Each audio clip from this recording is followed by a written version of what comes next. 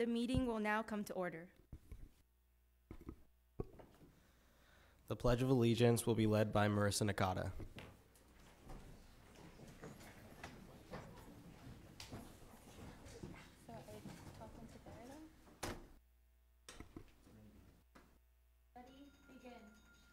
I pledge allegiance to the flag of the United States of America and to the republic for which it stands, one nation, under God, indivisible, with liberty and justice for all.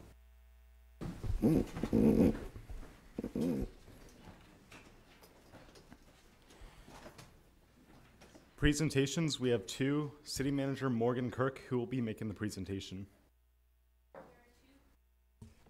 There are two presentations. Honorable Councilmember Luce. The first one is by the real city manager of El Segundo, Greg Carpenter, who will be welcoming all to our mock city council meeting. Well, thank you all. Thanks for coming. This is fun for us. And I think with that we're going to get some useful guidance from the students that worked on these projects. We met last in March. You were getting ready for tests at that time, and now you're a month away from graduation, so congratulations on that. You have a lot of decisions in front of you in your personal lives, and one of the reasons we wanted to do this was we hope that some of you, through this process, have become interested in local government, either working in local government or serving local government as an elected official. I've gotten a sneak preview of the projects that you worked on. You took on some real hard issues and issues that we are facing here as a city government. So I'm anxious to hear your 17 and 18-year-old perspectives of issues that we're dealing with. I think this will be very helpful. One of the things I did want to announce coming out of this is we'd like to offer 2 summer internships for graduating seniors. If people are interested in working for us for a few months, we'll get you information. I would like to hear what you're interested in, why you're interested in serving as an intern, and we'll start a couple of internship programs, and hopefully this will be an ongoing program for us, not just this Civics Day, but also the internships. Mayor Boyles, did you want to say something to the group? Sure, thank you, Greg. And this is I can't think of a better example of collaboration. Looking around the room, we've got city staff. I think every department is represented, including the brand new library director. Thank you for joining. We've got Principal Tilford is here somewhere. Jennifer, she's here. We've got Craig here with his class, and then we've got 3 council members up here. Unfortunately, a couple were traveling for business, but Carol, Mayor Pro Tem, thank you for being here. Scott, thank you for setting time aside. And Mickey, thank you for putting all the work into this. The fact that we didn't really have to prepare, just read the script is great. Thank you very much. I'm particularly interested to see how you young folk, what you think about charging for trash services, number one, and whether or not to automate. And then we've got a very serious topic here under disaster preparedness. I don't know who brought that idea forth, but kudos to you given everything that's going on in our society. We're very fortunate to have Randy Collins here in our city. With a small city with such a small budget, it means a lot to have a dedicated resource to disaster recovery. So I'm very interested in that one as well. And hopefully you get some enjoyment out of this. And Greg, is that a paid internship or unpaid? 2 paid internships. Wow. Okay, cool. Very cool. Hopefully a couple of you take advantage of that. I think it'd be a great experience. Thank you. So the program is we are going to use the next few minutes just to get organized for the council members to talk with your students about, how questions that they should ask, how you're going to, I sort of see the council members as sort of whispering in the mock council members' ears about what to ask. And we have 6 5-minute presentations, Craig. So I think the cadence will be that there'll be a presentation. The council members can ask questions of the group that worked on that item. Then we'll move on to the next one. Once we get through the 6 presentations, the council will then discuss and debate which of the 6 they should approve and then prioritize them. Okay. Greg, I just forgot that Scott, the Mayor Pro Tem, Perstick, and Council Member Nickel both graduated from El Segundo High School. Love to hear you say a couple words to inspire these folks, if you don't mind. Class of 98, I don't know where you were, but Tracy and I are the class of 81. nice. I was still having my diapers changed. Now, being an Eagle and then representing this city on this dais is, it's pretty special. It's neat to stand before your community, a community that's given you so much, and then try to help shape its future.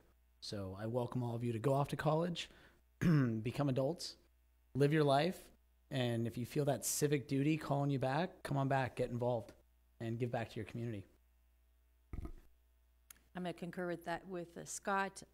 Anybody can, and at any time you can get involved. It doesn't matter, if you just you want to give back to your community and get involved, just put your mindset to it and you can make it happen. You can reinvent yourself at any time, and you should try different opportunities. And there's this, the city needs people to give back and bring their skill sets that they've learned off in their corporate life or whatever life they've done to help us move forward and, shape the vision of the city for the future. Tracy? The whole reason I'm clerk is I don't have to speak. I became clerk because I could give back to my community. It's a great way to, and I have to tell you, you learn a lot about government and how it works and what it takes to manage a city. So I encourage everyone, give back. It's great. One final thought. So I know that I never could imagine, I want to see what Tracy thinks. I could never imagine being on a city council when I was in high school. Tracy, how about you? Was that in your plan? No, but I was ASB president, so I was. Oh, so you see, okay. What about you, Carol? Never. Scott, I know from diapers Not you were. in high school. Elementary school, I was student council president, though.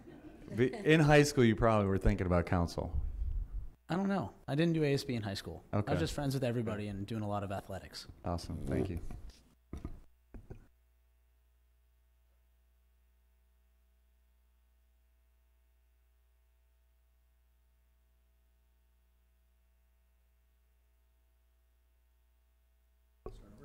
Everyone go back to your seats, please. The city clerk will now call roll. City clerk? Councilmember Marissa Nakata. Here. Councilmember Emily Zhang. Present. Councilmember Shane Armendariz. Present. Councilmember Mason Susage. Here. I'm out of order. Councilmember Sam Luce. Present. Councilmember Elliot Vizilsma. Absent. Councilmember Nolan Young. Here. Councilmember Helen Liang. Here. Councilmember Charles Jeffries. Present.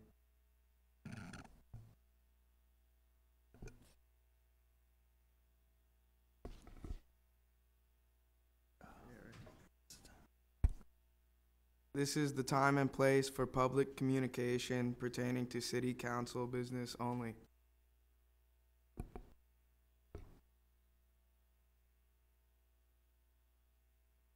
Who's going to play Jack Axelrod? We got the gavel down here.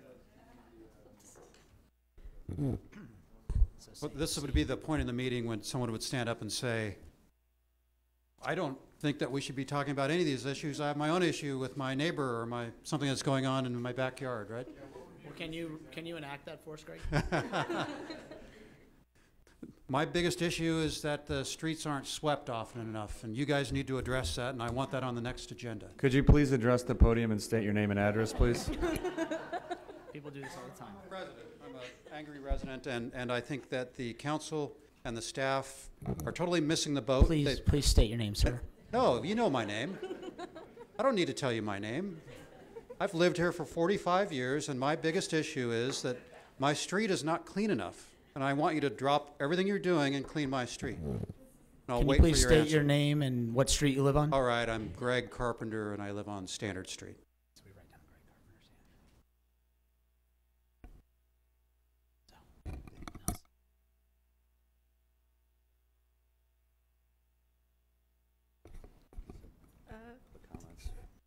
That concludes public comments.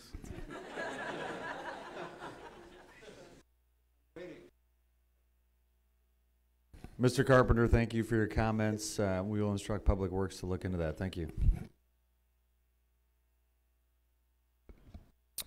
Today, we will make an exception and wait to vote on all items at the end of all video presentations and discussions. Item number 1 is regarding recreation and parks. A, consideration and possible action regarding the need to renovate the teen center. Consideration of a membership-free system.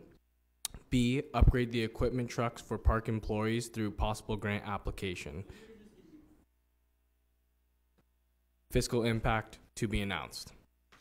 City Manager Morgan Kirk, who will present. Item number 1 will be presented by Savannah, Tamara Mendoza, Brittany Perez, Alyssa Gamboa, and Christian A.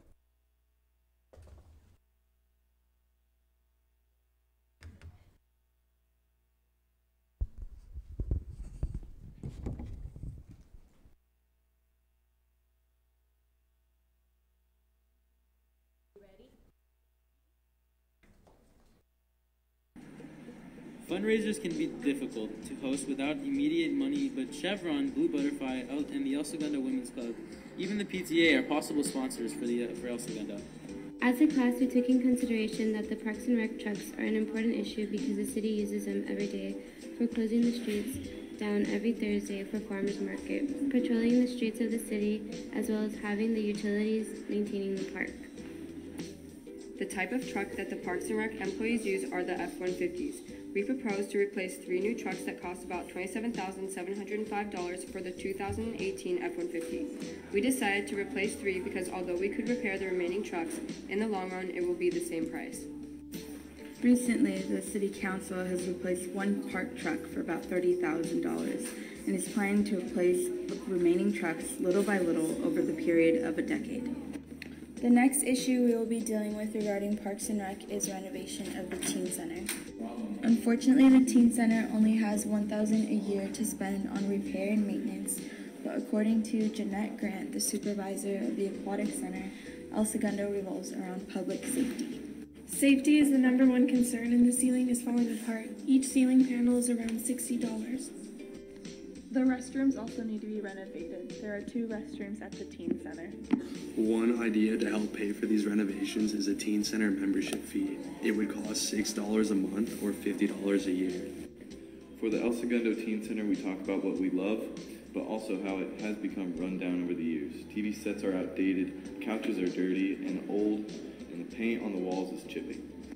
The Teen Center is a place where kids can go and hang out with their friends, but if the Teen Center is worn down and broken, then nobody would want to come in. If the Teen Center was renovated and cleaned up, people would pay to use the space more and members would pay to join. With the money, they would be able to buy more games and better equipment, which would create a source of income. This sounds like an expensive project, but because the city of El Segundo is part of LA County, we could apply for a grant for renovations to the Teen Center as part of the Parks and Recs Department. El Segundo is considered a low priority in comparison to the rest of the county, but we can still apply for a grant with a simple application. If the El Segundo City Council accepts our proposal to renovate the Teen Center, more people would come and use it. Everything is currently worn out and many years old, preventing teens from coming and using the space. The center does not look inviting or comfortable, resulting in the Teen Center losing revenue. If we were to upgrade the furniture and modernize the amenities, more teens would come to spend their time.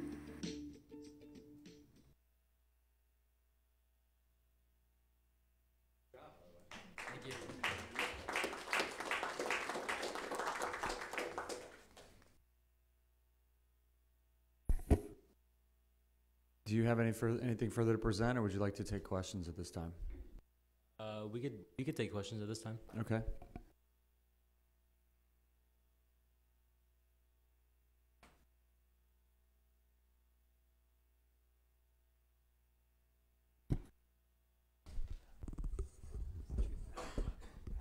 how they would determine what improvements should be made. What's the reason for replacing the Parks and Recs vehicles? Well, the Parks and Recs vehicles, they are old. They are in the older models, and if you spend most of your time trying to fix them, eventually they will be broken because they are old. If you have a newer model, you will spend less time trying to fix it, and I guess focusing more of the money and effort on other things. How are you guys gonna get like info on what needs to be replaced at the teen center? Well, you could talk to the kids mainly. You could also talk to Shauna, which is she is the director, I think, of the teen center, and mainly a lot of the workers that work there who are really influenced by that environment. Have you looked into leasing the new vehicles instead of buying brand new ones? No, we have not.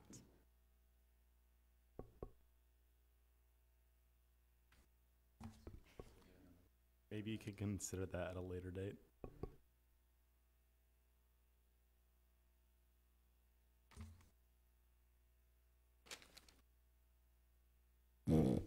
In relation to the teen center, would families and teens be willing to pay $6 a month to use the space?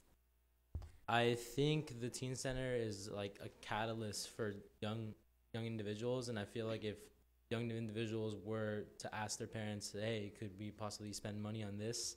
And if we popularize, I guess, the teen center, I think the kids and the parents would not mind at all. Teen center is a safe place for children to hang out. And I think if you get new attractions at the teen center, it will make people come. Like, for example, Fortnite. I feel like Fortnite will attract a lot of teenagers, and they will be willing to pay the fee. Yeah, I mean, if you really think about it, if you look at the trends nowadays, Fortnite is one of the trends. You know, a lot of kids are into gaming, and a lot of kids are into fun activities. And if you spend more money on focusing on getting more activities, making the teen center better, I think you can have more activities going on. I mean, when I first came to this town, that was in 8th grade. I remember wanting to go to the teen center a lot because my brothers who were in high school, they were going. Now nobody. I go there a lot to skate. Not a lot of people from the high school are there, and it's all mainly 8th graders through 6th graders. And half the time they're just there sitting on couches on their phones. And I feel like that's not the best thing to be doing with children. I feel like you should be interacting, having things to do with them a lot. So spending money on the teen center could actually benefit a lot of the activity that goes on there. Questions? Like you said, sorry, that was a little loud. Fortnite's a trend. Like, what do you guys see in 5 years? What's going to happen? Like, are you guys planning on just putting in the newest trend into the teen center, and you're going to have to keep dumping money into the teen center to make it the newest and best thing in town? Because there's not just the teen center, there's a lot of other activities you can do in town. So what's your plan if your future, not just Fortnite, I guess is what I'm asking. Well, I think if you keep renovating it and continue adding more things, well, I think people are actually going to pay the fee, and so you'll have enough money to be able to keep up with the trends. You guys said they only get $1,000 a year to renovate and do maintenance. Is that correct? Currently, yes. I mean, it's also not really the trends. It's really for instance, if, for instance, Fortnite is a trend and you use that, but when bringing kids in with those trends, you can actually just talk to them and have ideas more on anything other than a trend. You can give them more. They can give you guys more ideas if you just speak to the kids more. Yes. So, Councilman Charlie, didn't you have a question? I do now. So, do you think that we should expand the program to include tutoring and other academic classes or support at the teen center? Repeat the question.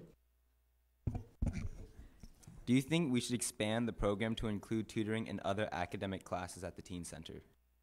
Yeah, that would be awesome. Not only could you probably go to the teen center to have fun, you can even incorporate academic learning and tutoring there. You know, maybe make it a reward. Finish your homework. You can go play on the giant TV screen that will possibly be there, right? Have you looked into whether or not teens are actually willing to pay for it, and if any other town has actually charged for their teen center? Well, I mean, if I can advocate for myself, going to the teen center, I am a kid that goes to, well, not a kid, but I am a part of the youth, a teen that goes to the teen center, and I think really increasing its attention would benefit the teen center a lot. I would want to go in there mostly. Like, I usually go there just to skate, and then I go in on the couches just to relax. And I see these things where kids are just on their phones and not really paying attention to what's around them. How much money would you guys need to reach your goal of? Yeah, right. Sorry, you're off. Well, I mean, the teen center, like, their operating supplies is close to $55,000 a year. I feel like increasing that amount of money would benefit a lot. I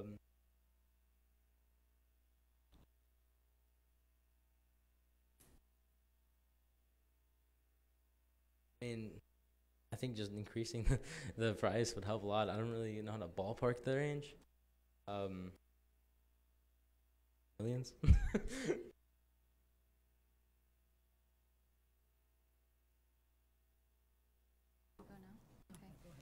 What specific parts of the infrastructure would you like to renovate or improve?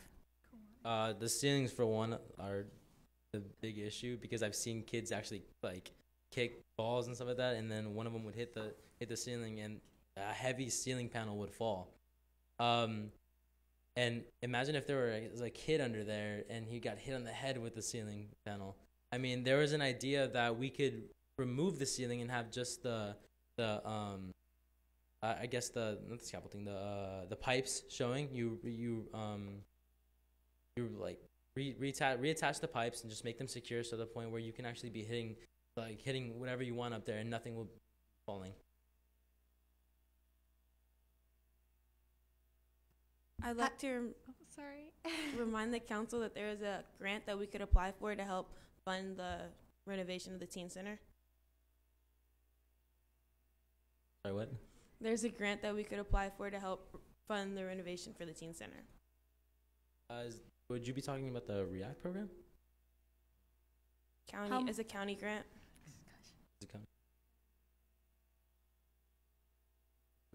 Wait, see, we receive the grant before. And we could wait to see if we receive the grant to make a final decision. So how much is the LA County grant? How much money do they give?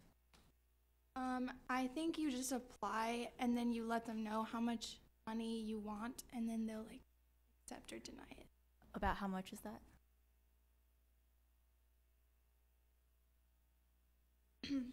Roughly $100,000.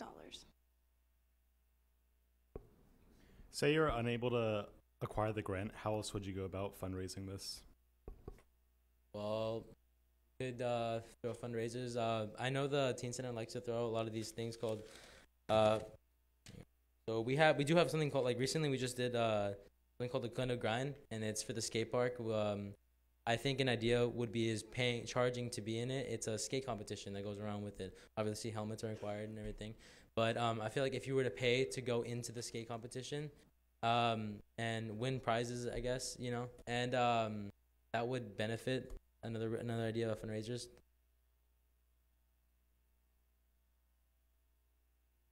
Have you approached service clubs to donate, such as Kiwanis or Rotary?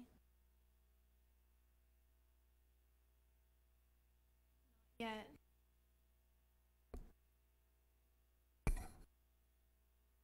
City manager, how much do you think it would take to fund the renovation of the teen center?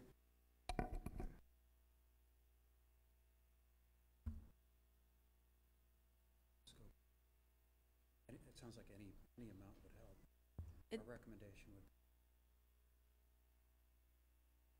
would they want pricing around.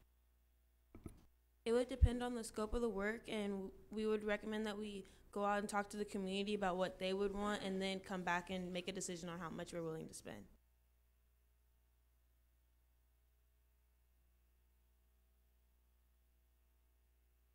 Was there a question given? Sorry.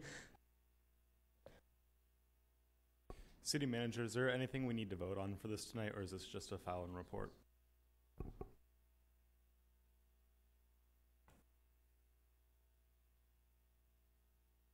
We should authorize the staff to apply for the grant.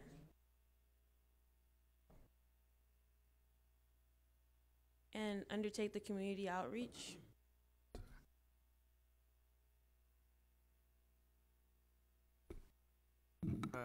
I move. I'm sorry, we have another question for the applicant. We have another question for the applicant here. Sorry. Jumping the gun. Oh, sorry.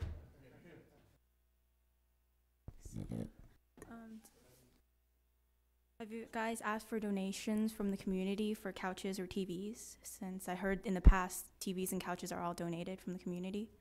Well, yeah, from time to time, people would walk in and be like, hey, I got a donation here. Right now, actually, recently somebody had, for the weight room that is in there, they actually donated a really nice piece of equipment. And I feel like a lot of the things that are in the teen center have been donated. And sometimes we do ask people for donations, and then sometimes they ask for it. They do give us that, and they don't. But that doesn't necessarily mean the quality is. Do you guys provide donation receipts?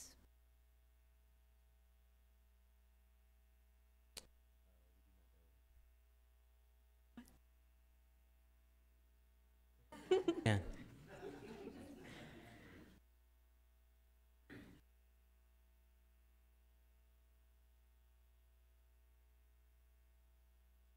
City Manager, could the Rexton Park Director further address the need for the new vehicles?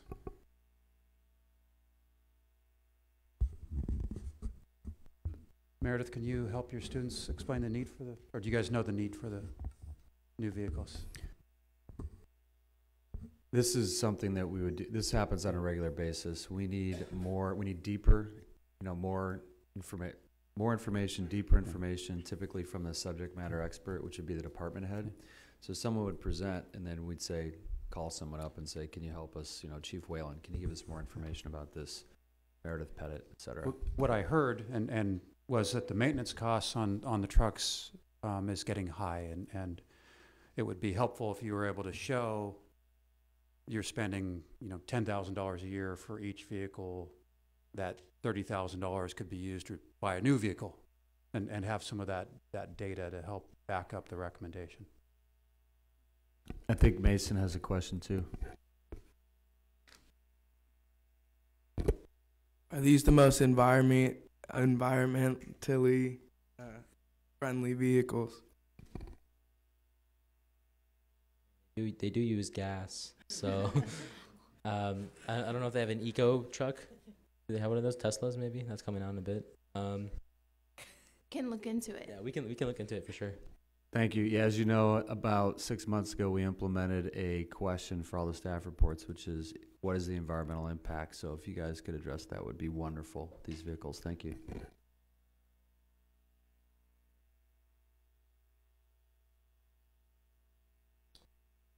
Oh. Yeah.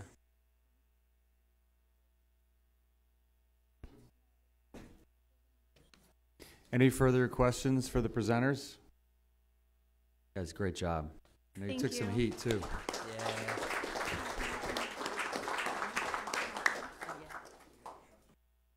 Thank you, Savannah, Tammy, Brittany, and Alyssa. As a reminder, today we will make an exception and wait to vote on all items at the end of the video presentations. Next will be item number 2 regarding emergency preparedness, consideration and possible action regarding El Segundo's issue of disaster preparedness resources for citizens possibly at the El Segundo High School campus. Fiscal impact to be determined. Senior Manager Morgan Kirk, who will present.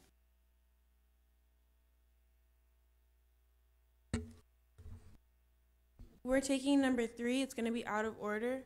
Savannah. Oh, no. We're talking about the trash, right? This one's it. Okay. Savannah, Tamara, Brittany, Alyssa? Alyssa, and Christian. Yeah, not we worked on different projects. So they worked on the Parks and Rec, and we worked on the can stuff. So it's just gonna be.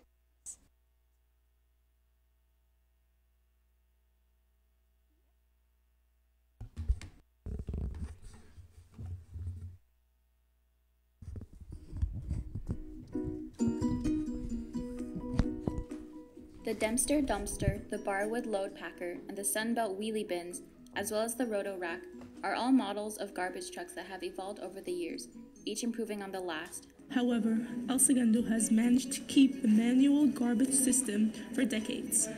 The advantages of automated garbage trucks include preventing workers from having health problems and injuries, allowing residents to use the wheeled trash bin so they don't have to drag the heavy trash can, and by using the durable trash bin, it allows the community to save more plastic. The side loader garbage trucks only requires one operator. That saves the community some money, and again, it saves the workers from injuries, and it's capable of collecting waste up to 1,500 houses a day.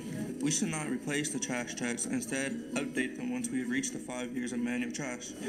Then invest into automated trash trucks, making trash pickups more efficient. Conventional garbage trucks cost about $250,000 each, but hybrids cost about $500,000 each, since they are made early models. However, federal subsidies encourage hybrid vehicles are to cover about half the hybrid cost. Instead of just doing away with manual pickup automatically, we should slowly update the trucks and wait out the 5 years mentioned previously, since the city has agreed to keep the manual trucks for 5 more years.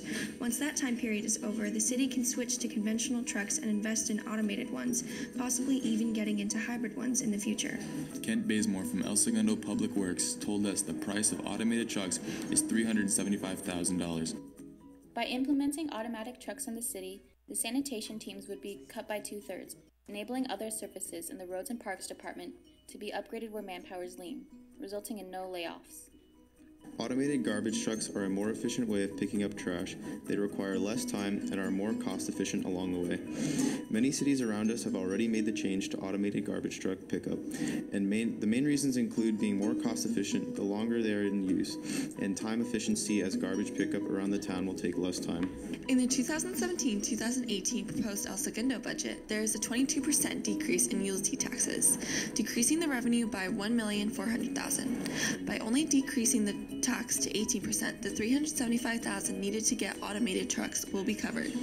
There are also other options, such as dispersing the cost around in the proposed budget. Our city would take over trash management and charge a small $20 fee to El Segundo households, which would provide continuous funds to finance the trucks.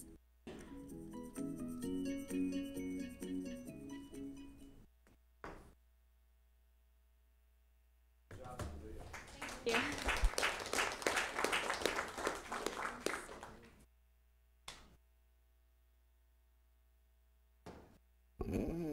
Any questions? I have a question. So how will this benefit the residents of El Segundo, like specifically?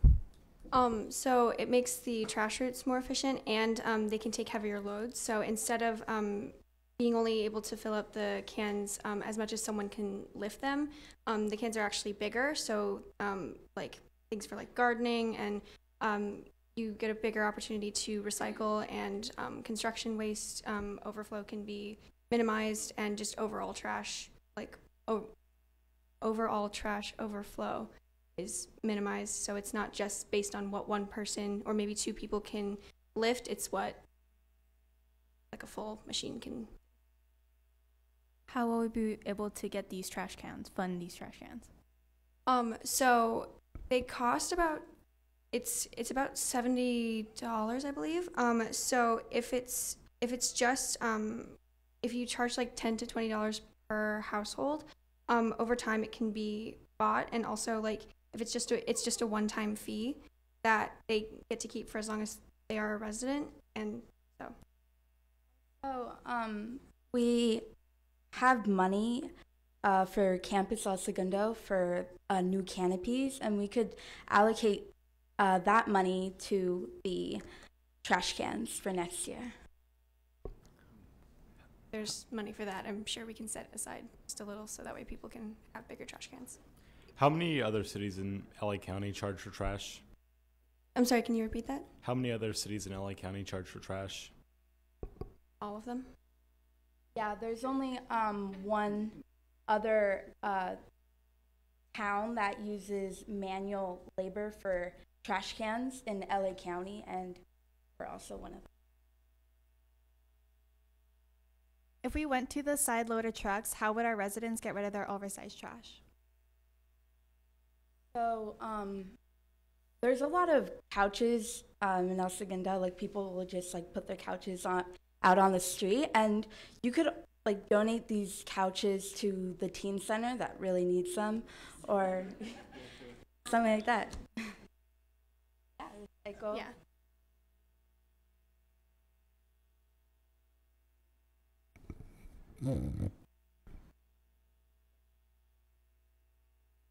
And there are also days where you can put out your oversized trash for people to come and where a team can come and take it, so that way it's not just kind of sitting there for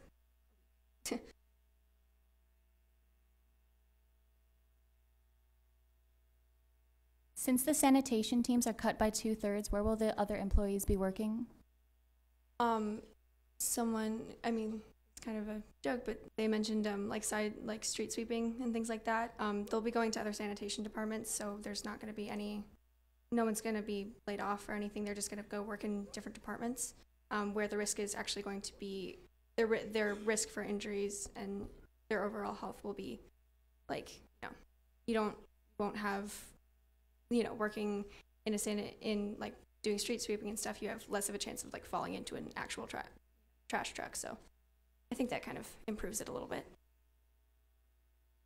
Do you know how the citizens will react to all of a sudden paying for their trash to be picked up? There are 5 years to get this money. So if it's just like really teeny tiny payments over time, or possibly even just one overall payment that's just kind of final, I think that once they kind of realize like what the benefits will be long term, people will be more willing to pay, especially if it's just either very tiny ones over the span of 5 years or just one and done. I would remind them that Why are we waiting for 5 years? Because the city has agreed to keep the manual trucks for 5 more years, and it's too costly to just try and get rid of them all at once. So if you do it over time, it's easier to make that transition rather than just doing away with it and trying something completely new. I'd like to remind the mayor and the council members that this must be approved by the property managers.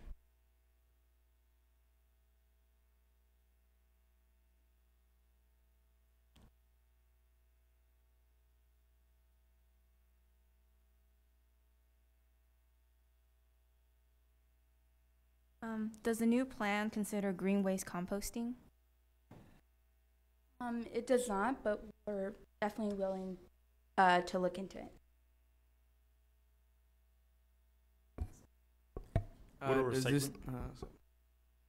Would a recycling service be attached to this? Probably.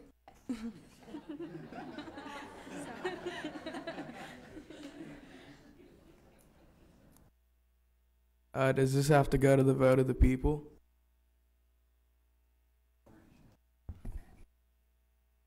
We get the city clerk or the city attorney to weigh in on this one?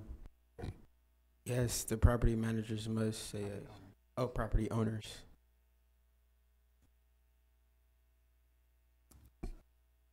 Can you explain the process, please?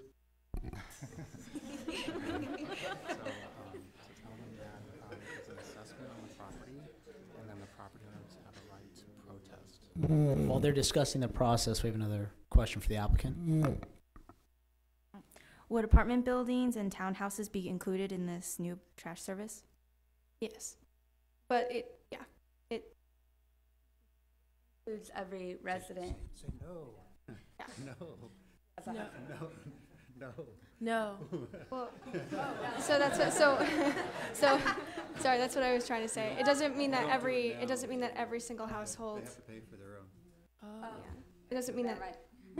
Yeah. It doesn't mean every single household gets their own trash can. It just means that everyone who, has been putting them out on the street and stuff, gets things. You know, apartment buildings and stuff, they have kind of collective waste. So that would just kind of stay the way it is, because those have the automated service. But To your previous question, there is an assessment, and the property owners can protest the assessment.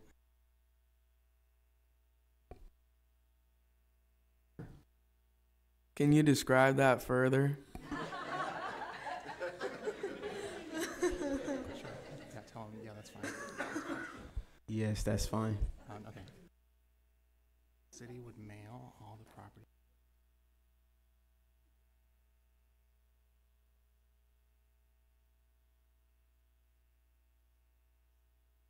The city would mail the property owners the fee, and the property owners have the right to come back to City Hall and protest. Perfect.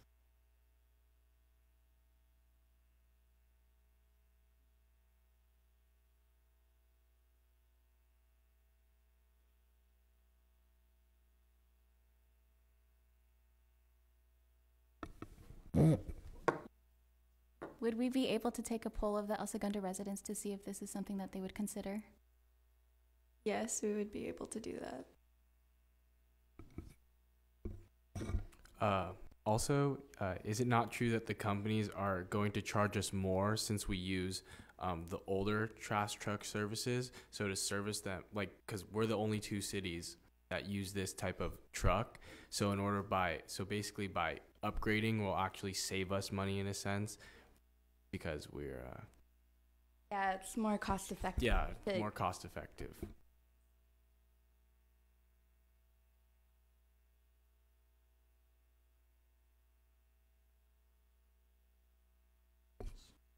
Does the council have any further questions?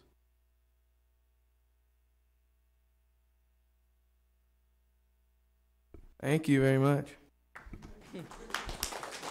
If I could just interrupt real quick. So we're pushing emergency management and police to the very end. So we're going to jump right into item number 5 and 6. And that's Emily Zhang. Then after 5 and 6, we'll go back to 2 and 4.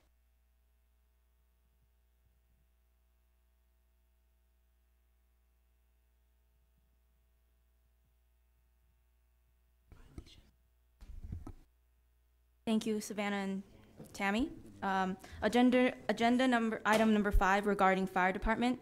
Consideration and possible action regarding the El Segundo Fire Department technology needs, including possible implementation of automatic vehicles, locator systems, iPad, MDTs, helmet cameras, and others. Consideration applying for grants. Wait, do I have to read this? I'm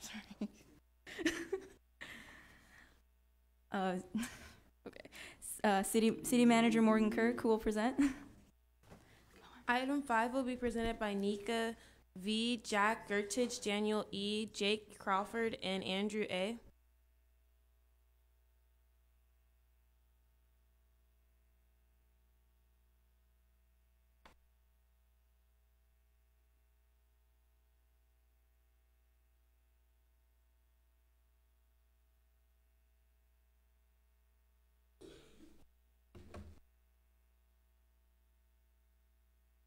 The process is focused around updating the outdated technology in the generated from the existing. The process is focused around updating the outdated technology in the fire department, from automatic vehicle locators to upgraded GPS systems, the overall suppression tech upgrades. New technology is vital for our citizens' safety and our firefighters risking their lives for a beautiful city. The main reason for new technology in fire departments is to ensure the safety of our citizens and firefighters. The remodeling and uplifting of the fire department administration office is vital for our citizen safety. Focus on the remodeling and the uplifting of the fire department's administration office. This process is focused around updating the outdated technology in the department. Fire trucks will be outfitted with devices that monitor their locations and relay information to the city's central traffic center, allowing computers to control traffic lights as the trucks draw near. As a truck races toward the emergency scene, computers will map out the quickest route to the fire. identify the lights along the way, and change their timing so they are green when the truck arrives. How much would this cost? In order to keep the fire department up to date with all the upgrades necessary, it would cost approximately $180,000 to keep the fire department technologically efficient. This would include a yearly budget of $8,000 for office upkeep and then a $20,000 upgrade for other technology. The budget would also pay for things like masks, internet, new computers for administration, thermal cameras, and other useful supplies throughout the year. How are we going to get it? The ways to get grants, and some grants are assistance to firefighters grant programs. This allows access to necessary technologies that was out of reach to firefighters or stretched budgets. Example of program in use is the Four Corners Volunteer Fire Department, who got $56,015. Another grant is the Fire Prevention and Safety Grants. Part of the assistance to firefighters grants and support projects that enhance the safety of the public and firefighters from fire and related hazards. The primary goal is to reduce injury and prevent death among high-risk populations. In 2005, Congress reauthorized funding for the FP&S and expanding eligibility uses of funds to include firefighter safety research and development. U.S. Forest Service grant provides financial, technical, and other assistance to state foresters to train and equip fire departments in local communities. Raising taxes. Not optimal, but can increase the budget of the fire department if needed. Replacing older, outdated equipment with new equipment and using the budget for the old equipment on the new improvements. Reusing the budget in a new manner would not increase the overall budget and would still let the fire department develop new technology. Fundraisers.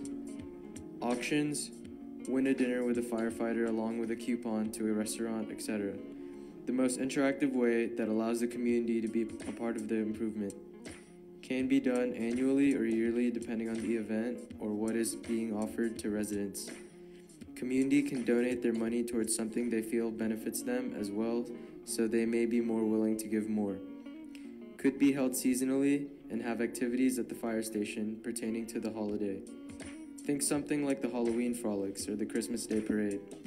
Take advantage of things like that to hold festivities like bobbing for apples or fire truck piñata at the station to direct funding towards the firefighters and their needs.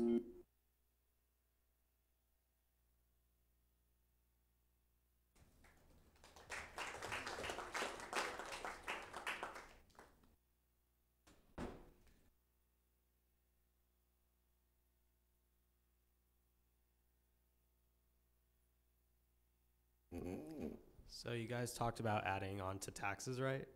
And so I was wondering, how much would you actually add on to the tax bill? Because I know a lot of El Segundo residents don't want to pay any more for taxes. That was an option. The main choice was the grant system. That would depend on about money we would need, if we get any from like grants or whatnot. Fundraising as well. You said that we would be using $180,000 to keep it technologically updated with an $8,000 yearly raise, and then you said that we needed to use $20,000 additional dollars to update masks, internet, thermal cameras, and computers. Do the fire departments not have these already? We would be improving the quality of the current systems that are in place. A lot of the computers that are in like the administration offices aren't as like up to date as they would be preferred to be, and that we fix like Wi-Fi and those kind of. And yes, there are no current thermal cameras. Council, this is about improving the safety of our people and making sure everyone's safe. So I don't think that we should be arguing about the money right now.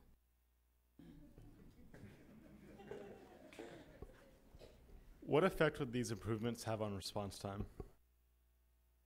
Well, like you said in the video, that when firefighters with their GPS trackers, they have an automated system that lets the stoplights turn green by the time they get there, so they don't have to wait in current traffic.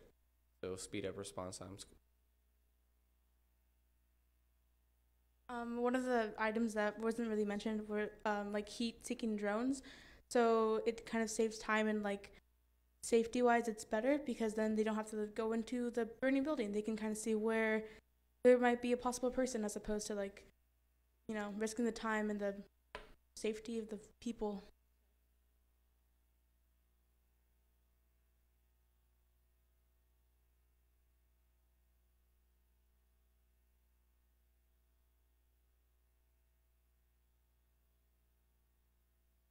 Any further questions?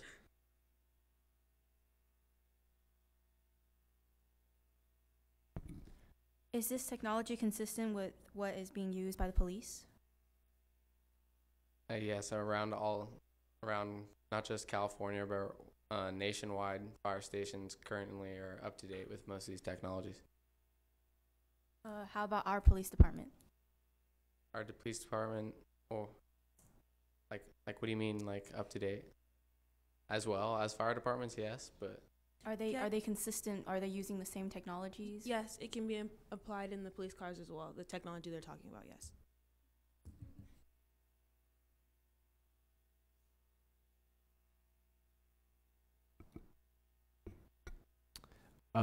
Money is tight in the city, so how do these improvements fall in importance as like other issues we're having, like the teen center issues?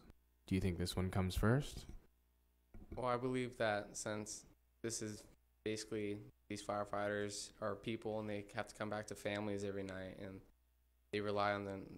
They're risking their lives out there. So I think the best technology to improve how they handle a situation should be taken very seriously. Would you be willing to cut the costs of other issues though that we're having in the city? In many ways, the fire department, to be like blunt, like if it ain't broke, don't fix it. But like, it could better everything. And as important as other things are, safety is probably on a top tier for the community and the people who are volunteering their lives. So, well, I gave you everything that you needed to know. I guess like on the fire department side. So I guess for you guys, it's for you guys to decide which we cut, which we. Our recent surveys from Our recent community surveys have indicated that public safety is a priority and a top concern.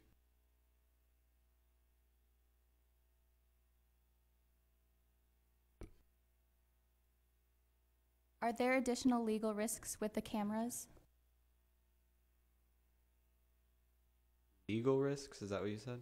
Yes.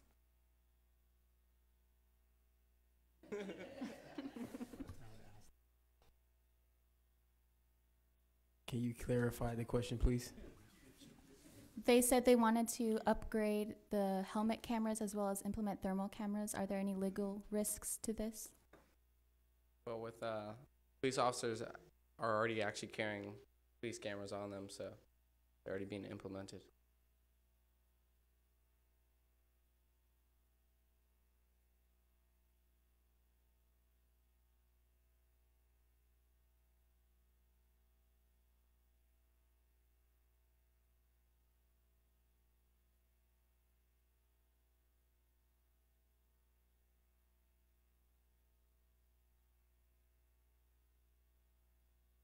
So from the data of the cameras that are being collected, where are you going to store it?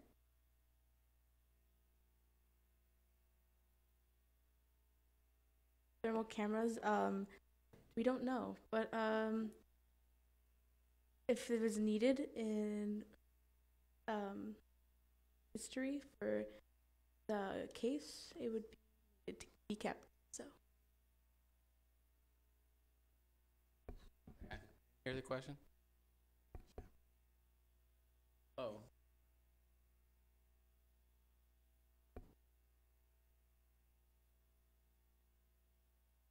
We would like to see what the city attorney thinks about the situation.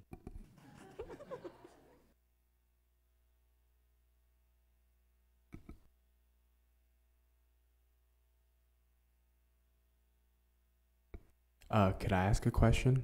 Are you guys gonna have to hire somebody else to scrub through the video or analyze it and store all the video that you get from the helmet cams or badge cams? I don't know what cameras they use. Well, they're probably not storing any footage. It's just probably like a 24-hour, actually, if it's like 24-hour footage. You know, after that, it's gone. But do you need to hire somebody to do that, like to Analyze the footage? Yeah, and get somebody on that job specifically. It's kind of like an at the time thing. It's so the firefighters can see where things are, and so they can go in and pinpoint exactly where they need to go in the situation. It's not really so you can see what happened at the time. I have a question for the city manager.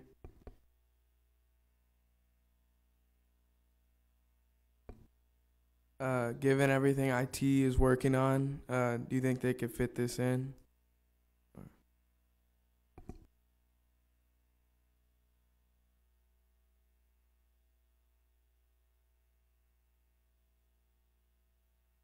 This is a public safety issue and it should be prioritized above others.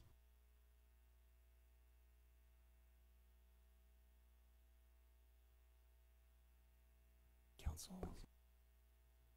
Any further questions from the council? Yeah. There's issues that would be subject to negotiate. These are problems that would be subjected and negotiated by the vendor.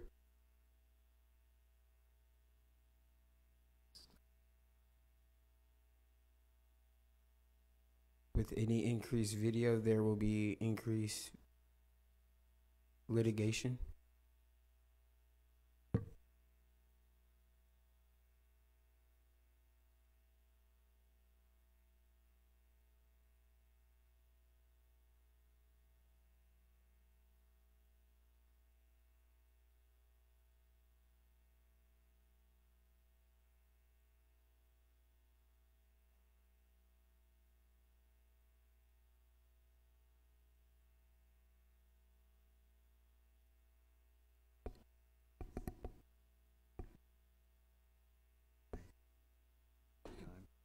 Do my colleagues need more time?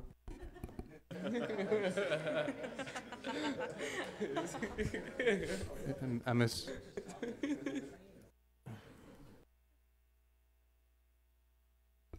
No further questions. Thank you.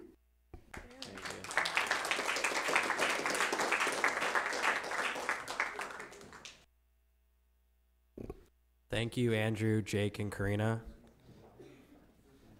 Next on our agenda item number 6 regarding economic development.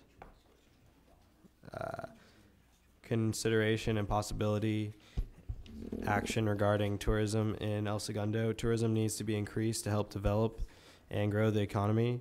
Possible activities include an outdoor movie event that will bring in money for city-wide renovations and expansion for the current farmers market and a town fair that promotes local restaurants and art. City Manager Morgan Kirk, will you present? Item 6 will be presented by Nika, Jack, Daniel, Jake, and Andrew.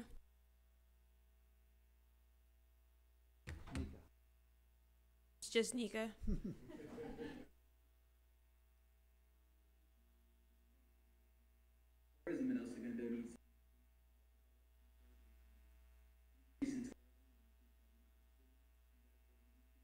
Upgrades and renovations can be done. El Segundo events and activities need to be advertised outside of El Segundo to bring in tourists. Places to put said advertisements would be on the Imperial Street and on the exits of the highways. Also, for a more cost-effective manner, we should put banners over Vista Del Mar. Billboard pricing usually ranges from around $800 a month to $5,000 a month, depending on location, size, and availability. Banners are relatively inexpensive and cost around $5 per square foot and can also be used for about 5 years before needing to be replaced. Instagram ads are paid for per view, similarly to TV, but are more likely to be seen. They cost $6.70 per 1,000 views. Other internet ads include YouTube, which usually costs around 10 cents to 30 cents per view, and Google, which is $1 to $2 per click. We want to expand the farmers market and increase the amount of vendors and people who attend the farmers market. Ideally, we would do this by asking the stores and restaurants on Main Street to put out booths or tables to advertise and sell their products. This would also be a subset of advertising, since that would be primarily how we increase the traffic of it. Advertising would encourage vendors to purchase booths, and having a bigger farmers market would most likely bring in more vendors and customers to El Segundo. The vendors pay an average of $45 for the booths, and the increased attendance would provide more business for the surrounding shops and restaurants. We are planning to increase patronage of El Segundo's restaurants and promote the local artists in LA at the same time. The plan is to create a fair-like setting with different art pieces all along Main Street, as well as the restaurants in El Segundo. Having different food stands passing out food and drinks will increase acknowledgement of amenities El Segundo has to offer. In addition, we plan to charge a $5 entry fee for everyone who comes, and then the customers can walk around, view the art, go to the vendors, and buy food. At the end of the day, 5 to 10% of each of the sales go back to the city of El Segundo. This is also beneficial because if the guests enjoy the food, then they will come back to the restaurant and increase restaurant revenue, which will increase restaurant taxes that are given back to the city. We would just have to pay for the advertising on the event and a few wages for the workers who work for the city. This event will most likely pay for itself and also increase tourism in the city. An outdoor movie event will be held at the high school football field in order to raise money for citywide issues as well as increase tourism in El Segundo. The outdoor movie event will have a restaurant food court on the small practice field beside it. In order to participate, restaurants must donate 5% of their sales. The price of the outdoor screen, including setup, speakers, insurance, etc., starts at $4,000 for a screen for up to 2,500 people. Tickets will be pre-sold for $10 as well as at the door for $15. And seating will be on the football field and bleacher areas. Seatings will be first come, first serve. Concessions such as popcorns, drinks, and candy will also increase revenue. The football field and the bleacher area can fit around 2,500 people, which will result in a minimum revenue of $25,000, ultimately leading to a minimum profit of $21,000. This money can be put towards various citywide issues and will simultaneously create an influx of people to El Segundo. This event can take place every few months as it is cheap, yet produces a large profit. Other activities could include yoga in the park every Saturday or Sunday morning. An instructor only costs $15 an hour, and this activity would both attract residents of El Segundo and outsiders. If they purchase a ticket, they can bring their own yoga mats and set up in the park. Another activity is theater in the park, or more specifically, Shakespeare in the park. We would need our high school's drama and/or theater club to participate, and tickets would bring in revenue. As it becomes more developed and more popular, it can be advertised and promoted for more people to enjoy. Revenue will be generated from the existing and new sources of tourism, such as the movie in the park or the farmers market.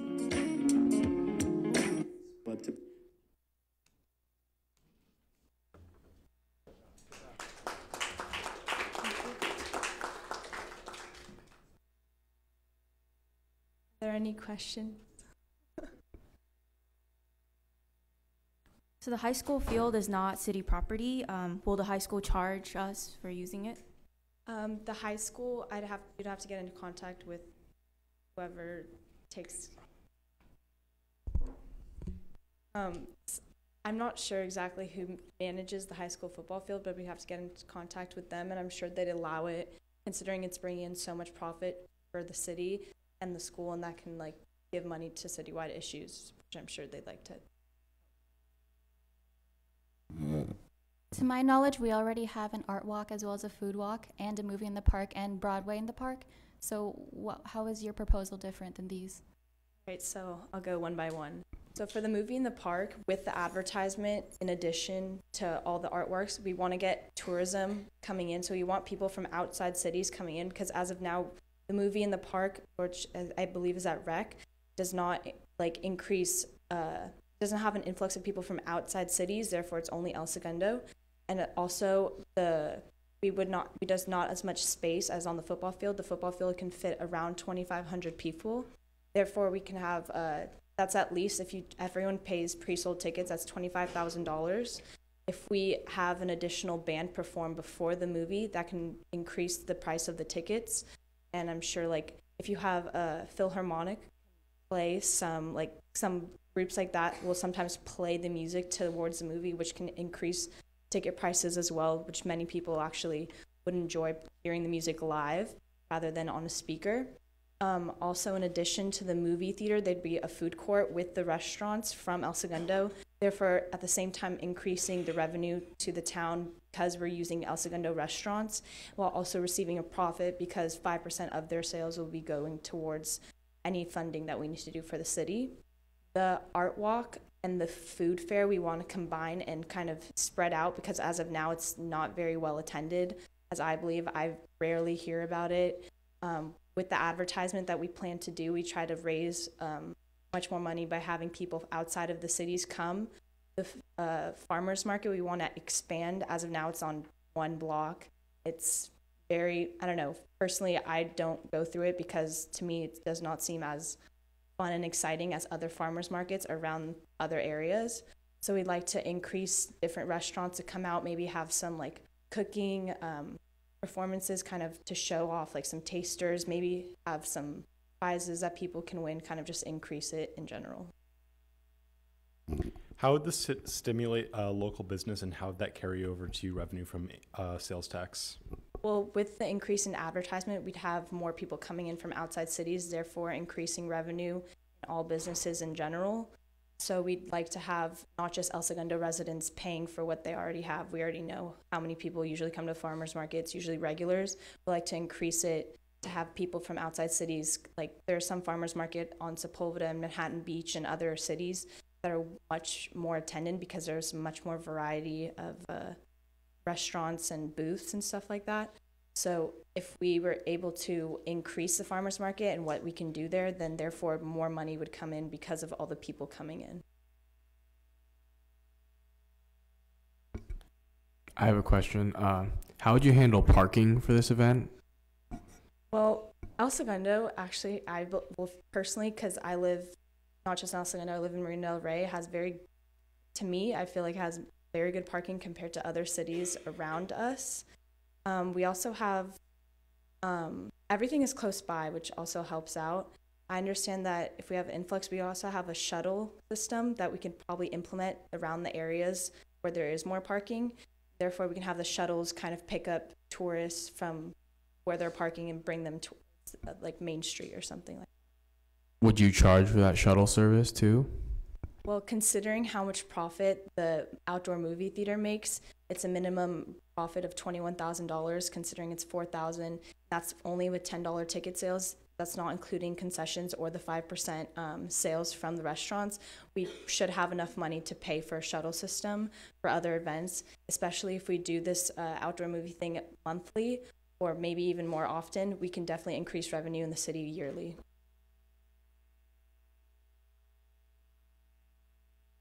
Have you guys looked into partnering with local hotels to encourage their the front desk employees to push El Segundo restaurants to their guests? Oh, I have not spoken to anyone as of yet, but I'm sure that's a good idea.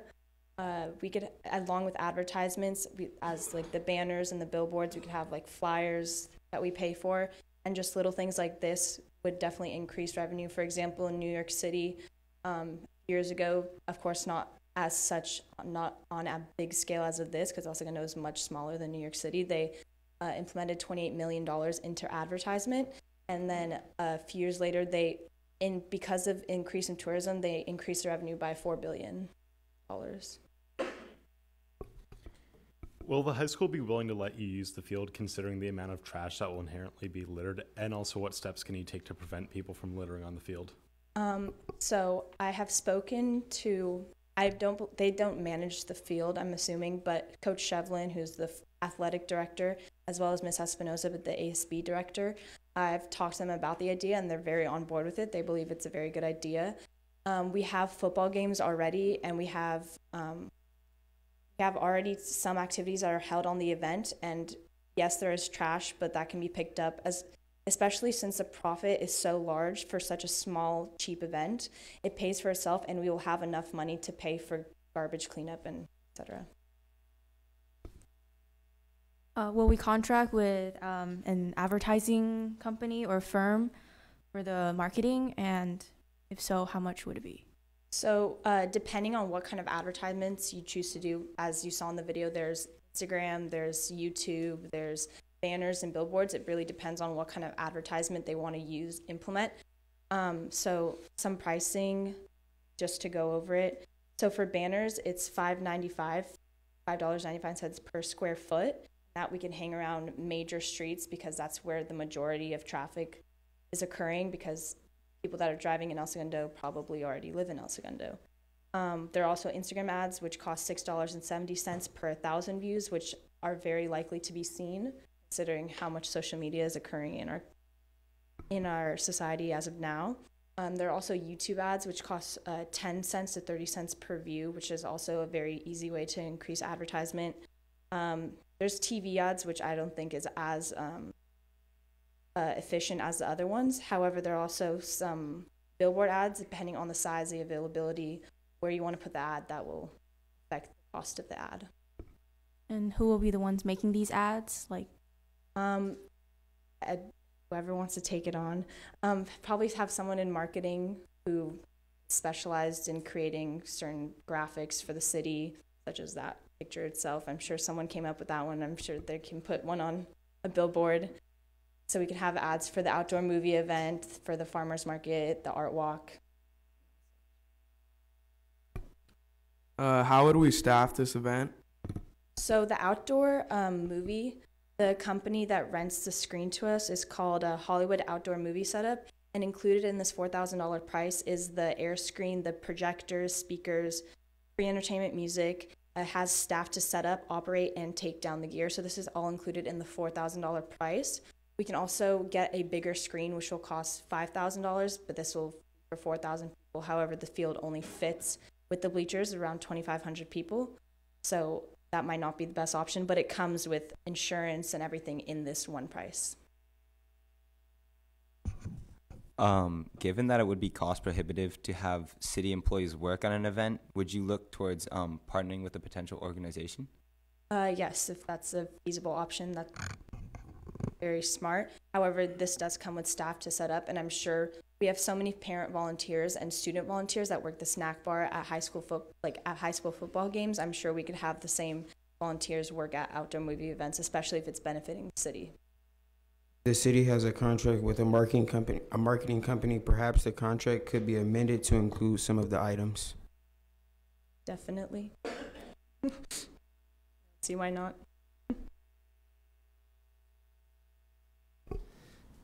Okay, so how would you deal with like unwanted people coming into El Segundo? Like, yeah. Well, you always have to have a little bad with the good. I'm sure other cities, you can't really control it, but the people who are probably going to be seeing these ads are, I'm hoping, are, if you're driving around this area, I'm assuming you have a car, you're not going to be homeless on the street. It costs a certain amount to get in. We can contract with the police department to come do security as well if they'd be willing to do that. Have you guys considered what residents feel about a wave of tourists coming into our small town? We have considered it. I believe that if we have all these activities and events that will bring in profit for the city and therefore better the city, that will therefore benefit everyone who lives here and the residents, then they would agree that we should be doing these activities, especially since it's one day of the month or one day of the week. It's not going to be really affecting them in their residential areas, considering this fair will take place on Main Street or at the high school football field, not in their backyard.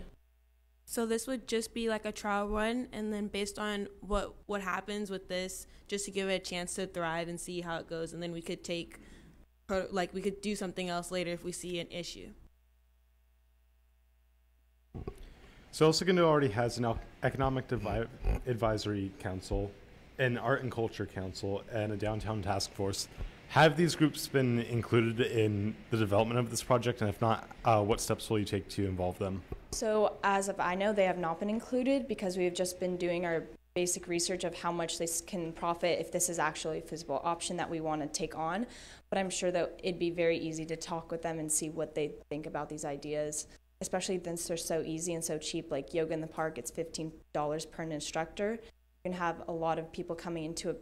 We have a very nice park, a very large area, green space that people would enjoy. Like I'd personally enjoy to have some yoga in the park, and it'd be very cheap.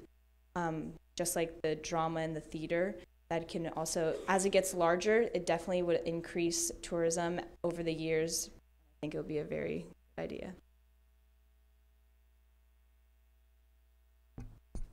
Do you think residents would mind the noise a concert could bring? Well, movie would probably take place before 10 p.m., considering you're allowed to, I'm pretty sure the law states about a noise level before 10 p.m. There's like, it's allowed, I'm sure. After 10 p.m., that's when the cops start coming. But for outdoor movies, you have football games every Friday, and as of I know, we don't really have complaints for the football game, so if we have it during the same time as a football game would be, I'm sure it'd be fine. I mean, they could buy some headphones. How will you be able to deal with traffic and stuff like that? Because I understand there's a shuttle, but what about all the other people who are coming with cars and vehicles? Well, hopefully there will be traffic, because that would mean that we have an increase of tourism in our city. Traffic, I've never really noticed that much in El Segundo, so I can't really speak to that, considering I don't know how severe it would be. But El Segundo has a lot of places to park, and it's a pretty smooth driving city, I'd say, so I don't think it'd be much of a problem. So because the movie would be during night, the traffic wouldn't be like morning traffic or during the day traffic, so it shouldn't be too bad. As we go forward with this project, would you be able to coordinate with Lyft and Uber? I'm sure that's that's probably a very good idea. I'm sure they would have no problem with it. I don't see why not.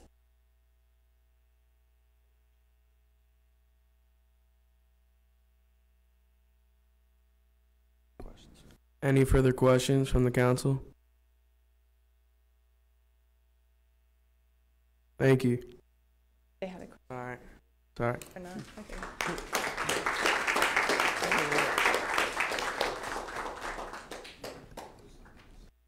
Thank you, Nika. We will be moving on to item number 2, regarding emergency preparedness, consideration and possible action regarding El Segundo's issue of disaster preparedness resources for citizens, possibly at the El Segundo High School campus. City Manager Kirk will present. Item 2 will be presented by Monique Benjamin, Madison Kirk, Malia Clag, Grace Hoffman, Colette Arake, Cameron Sinati, and Ryan Sullivan.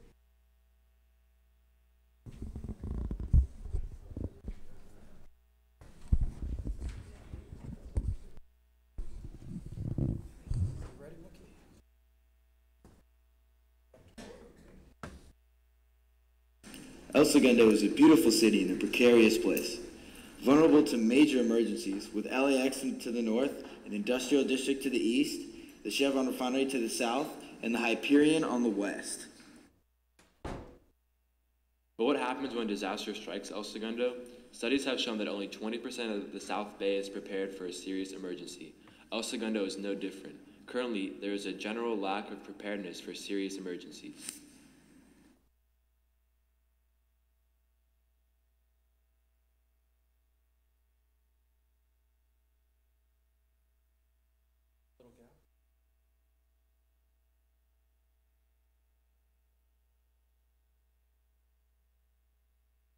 We need to take a lesson from history. Years ago, after Hurricane Katrina, the city of New Orleans was let down. The government failed to protect its citizens. Individuals, local, state, and the federal governments were all grossly unprepared for this disaster. Rescue efforts were disorganized and inefficient. Those that survived suffered through overcrowded relief centers. The government was unable to help its citizens. Chaos and devastation followed. This terribly unfortunate event prompted major federal reform. The Federal Emergency Management Association was formed to provide each region with emergency aid. However, these regional centers are not immediate and are not guaranteed. Puerto Rico, for example, did not receive the aid it needed or deserved. There is no guarantee that federal aid will be sent, so we need to prepare ourselves. El Segundo needs emergency supplies. These supplies will provide for those in need during emergency scenarios before extra help arrives. Our plan provides a designated emergency response center with space, food, medicine, and human resources ready to support the people of El Segundo in various emergency scenarios. While having a community center with supplies in the event of an emergency is great, it isn't enough. That is why an instrumental aspect of this project is the creation and distribution of personal kit flyers around the community. If each household and business in the community were to receive this flyer, perhaps by mail, we as a city could promote personal readiness because the supplies kept in the storage bins can only go so far. Pictured is a copy of said flyer, which includes a list of items which we believe to be imperative to personal disaster readiness.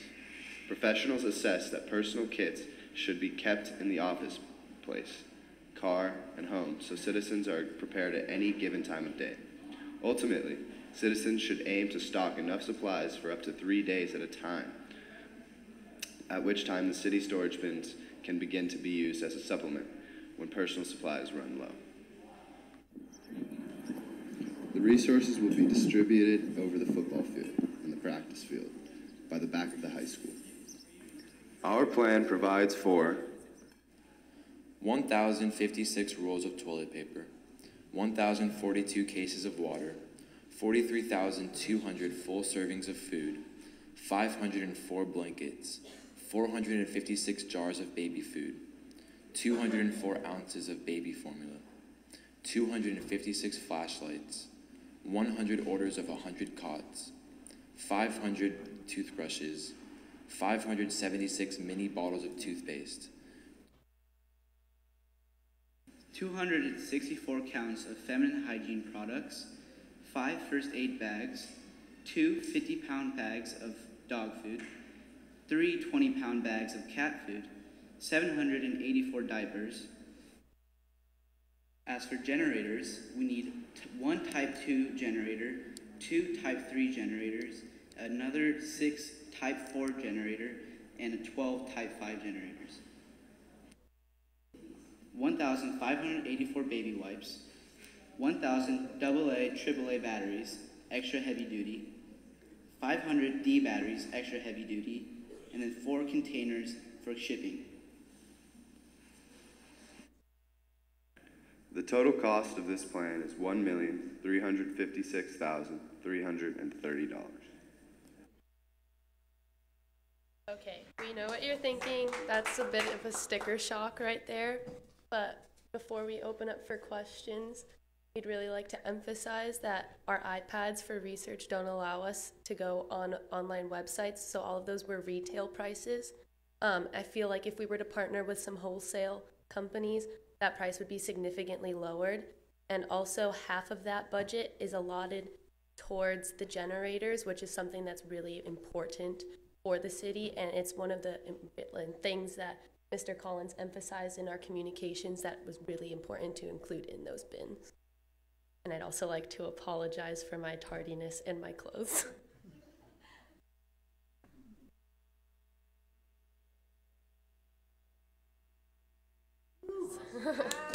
Go Eagles.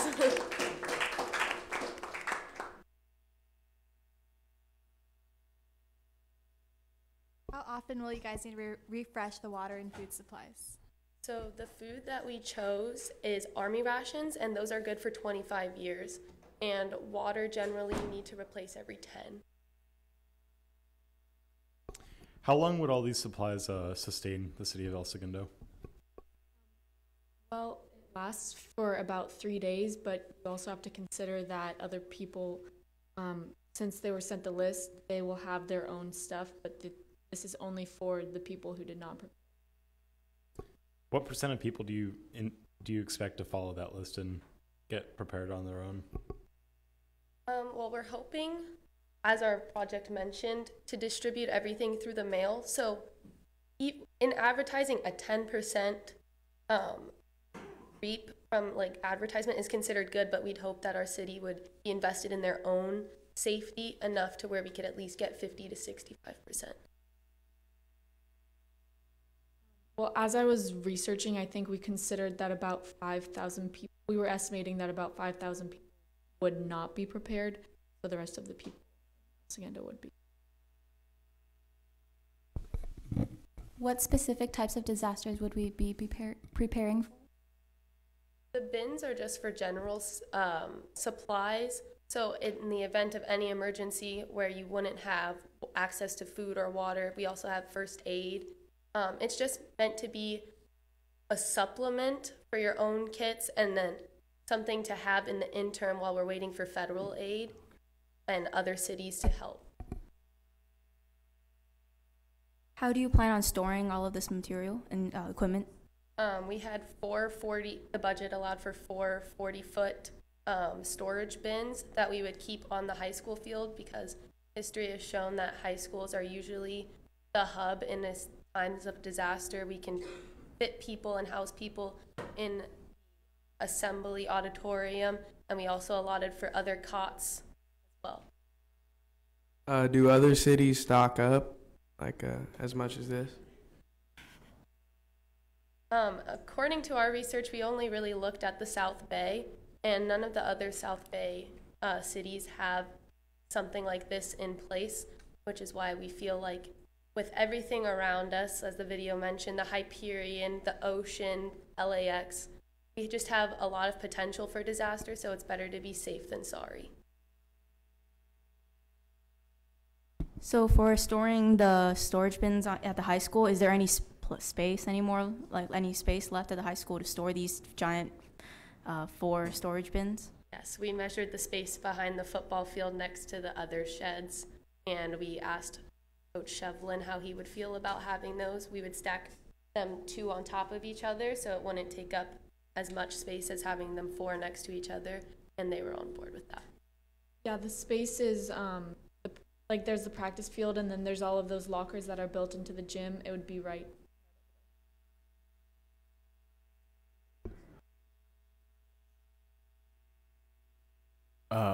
We all know that adults procrastinate too, but how can we do a little bit of an outreach program to students to prepare their parents? Well, it definitely starts from the bottom up, and I feel like children are a good place to start. If you speak to children, they're going to go home and tell their parents if they want something. We're pretty darn convincing. So if we reach out to the children, maybe through elementary school outreach programs, middle school programs, and get the children involved in their own safety, I think it's a short step to the adults. So should an emergency occur, who would be in charge of distributing the supplies to ensure like a fair and equal distribution of it? So that's actually part of Mr. Collins' jobs. He has a bunch of people that are certified, and they're emergency responders that in the time of an emergency, they all come together and they're ready to there's first aid certified, and they're ready to kind of be distributed wherever they need to be. If another city were to have a disaster, would we like help with the supply?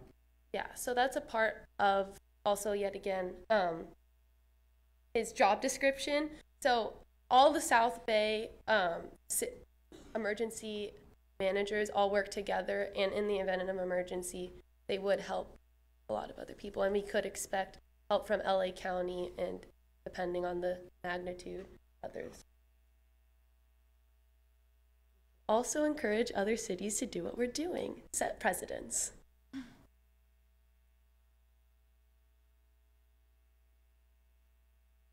Does our city currently own any of the generators you guys mentioned or any of the equipment? No, I believe we would have to buy it. At that, we're not sure of. That was just something that was emphasized in our correspondence.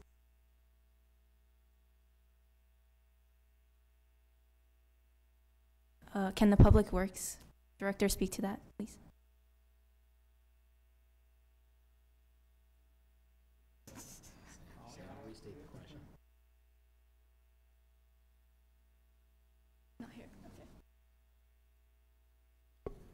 How would you go about safely storing the fuel for the generators in a manner where it could be easily accessed when the need for it arises?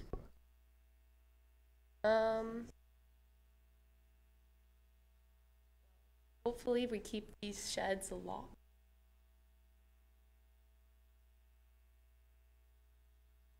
And we'll work on a mutually agreed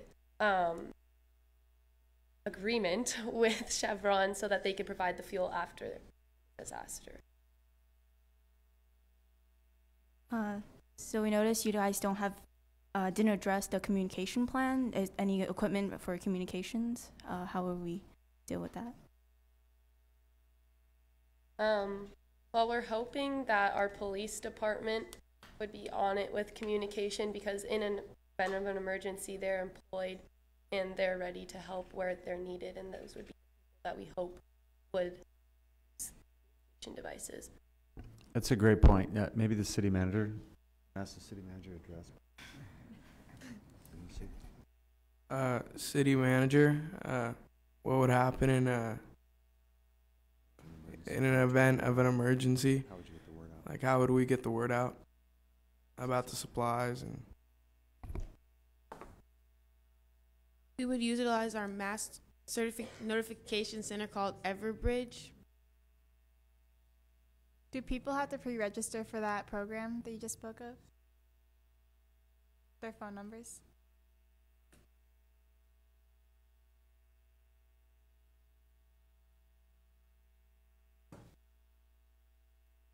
It will go to their landline phones, but if they do want it to go to their email or text messages, they will have to register. The information's on on our website.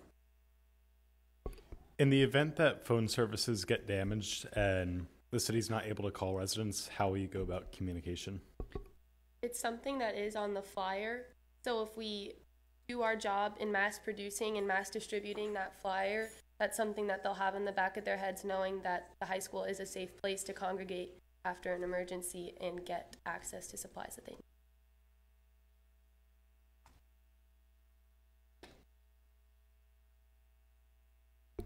Well, I mean, we could even advertise that communication system that we brought up at our public events that we were talking about earlier. Like, just have a little booth informing the public about, or our residents about, like, just signing up for this communication system, because you really never know when it's going to happen.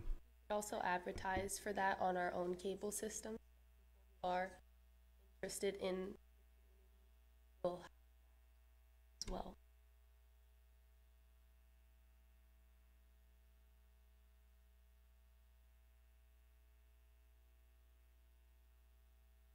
What does the city have in place currently for emergency plan?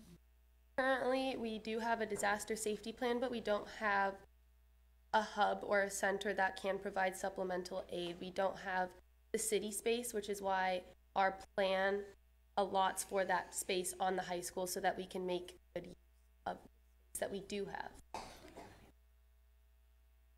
Well, do we have any of the supplies for We have supplies for the emergency workers, but not the residents.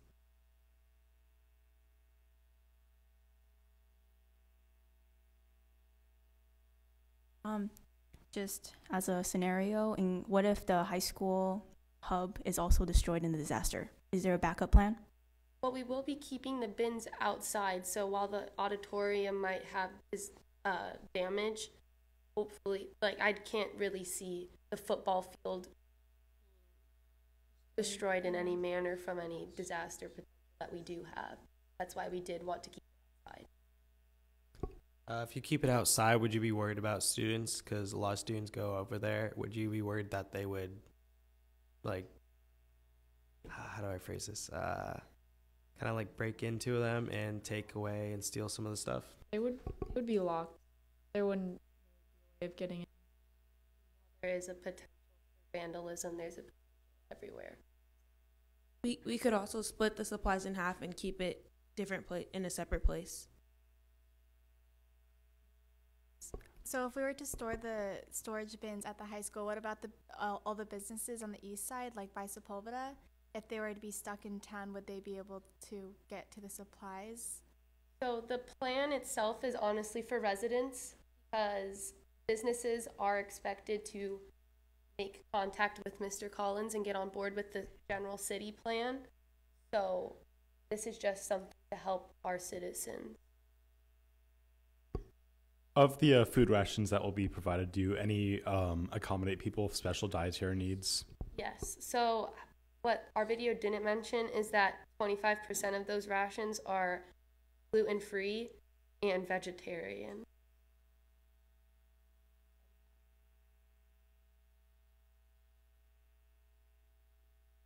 We even have dog and cat.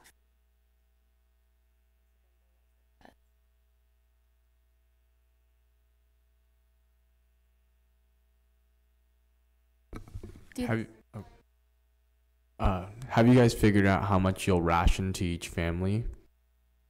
Well, the bin is meant as a supplement. It's not, so it depends on how many people come and need that aid. Because generally, it takes the federal government about 3 or 4 days to respond in the event of an emergency. So for those people who don't have kits and don't have plans, they're more than welcome to come, and that's why it allots for feeding around 5,000 people. So the main focus would be to encourage families to get their own. Yes. So that way there isn't as so much influx of people going to the high school in the case of something that does happen. Do the certified officials with the disaster preparedness, do they know how to use the large equipment such as bulldozers, or like in the case that there might be damage to the equipment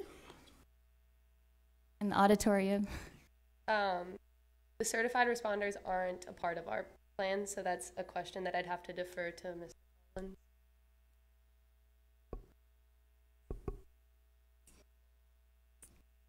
Any heavy equipment needs, we would work with the Department of Public Works to support us in those efforts.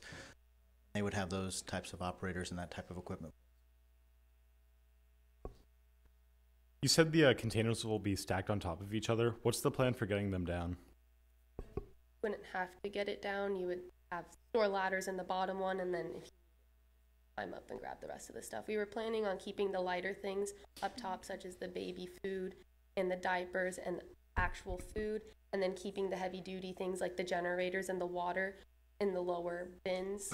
That way it's not as trouble to get access to.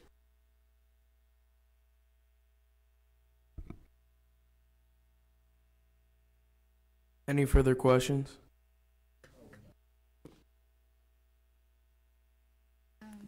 Will the city employees that are trusted with working this equipment report to work in the case of this emergency? Because we will have the police and the fire department, but what if other people are caught in the disaster?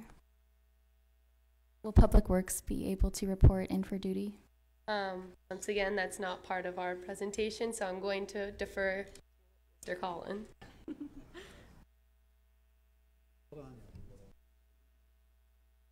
All city employees are expected to return to work if their families are safe.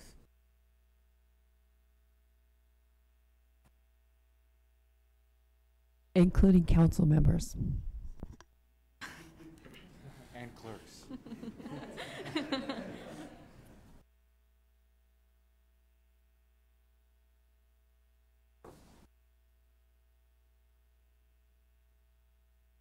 Thank you very much. You had a very creative presentation.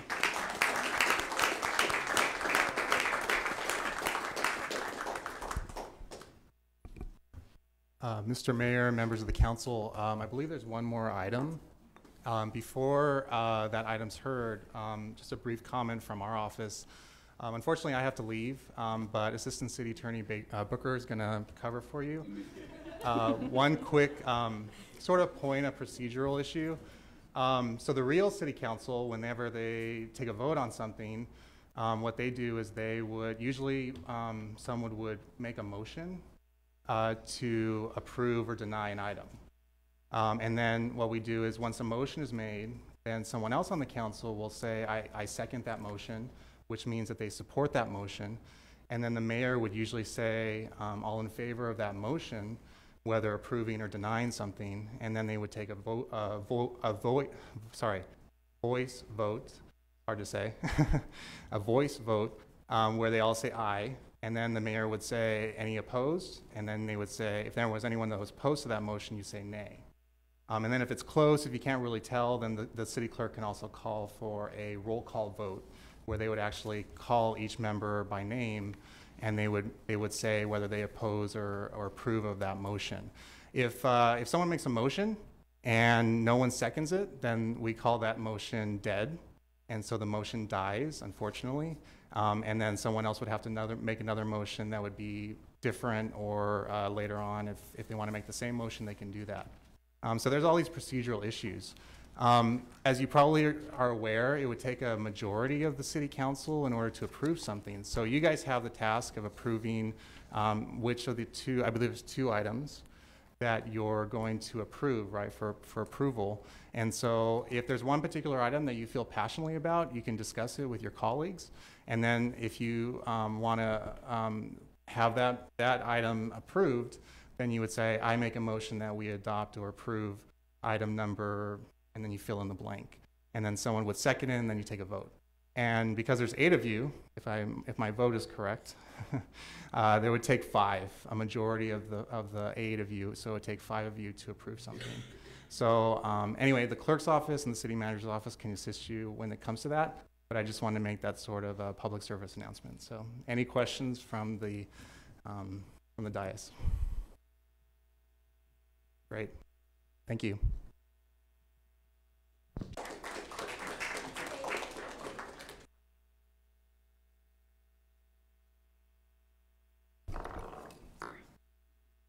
Agenda item number 4 regarding police recruitment, consideration and possible action regarding El Segundo Police, raising the signing bonuses and increasing the contracts of new officers, speeding up the application process, altering the tattoo and piercing requirements, and reducing money lost from officers that drop out of training programs after being hired by the city of El Segundo, requiring the academy applicants to pay a portion of the cost to training from those who do not pass, consideration of Run for the Police or Run for Safety fundraiser similar to El Segundo's Run for Education fundraiser, fiscal impact to be announced. City Manager Morgan Kirk, who will present.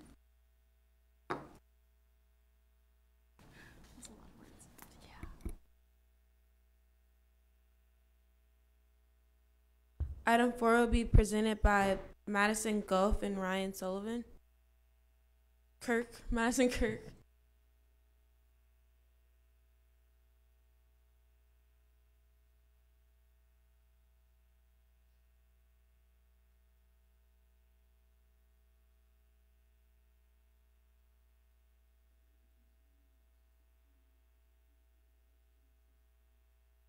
Now, the ESPD is in need of a more efficient way to attract younger applicants due to the fact that within the next 5 years, more than 1/3 of the police force will be eligible for retirement. Recently, out of the 1,167 applicants that the ESPD received, 6 applicants made it through the process of being hired, and only 3 made it through the field training officer program. These applicants also made it through the Los Angeles Sheriff's Department State Certified Police Academy, where the average cost of the officers that did not make it through the program is about $75,000 per officer. Furthermore, out of the average of 146 applicants, only 28 choose to attend the written exam. Out of those who take the written test, only 17 will pass. Out of the 17 who pass the test, only 5 pass the oral board reviews. So what is the issue here? Well, ESPD is not finding enough quality applicants to work for them. Our project entails some changes in the police recruitment process in order to be able to hire more qualified applicants in a reasonable amount of time. The changes are as follows. Our first goal is to raise the signing bonus to $10,000, which will mean longer contracts with the signing bonus of 5 years service minimum. Our hope is that this will attract more qualified applicants from other departments that have already undergone the training.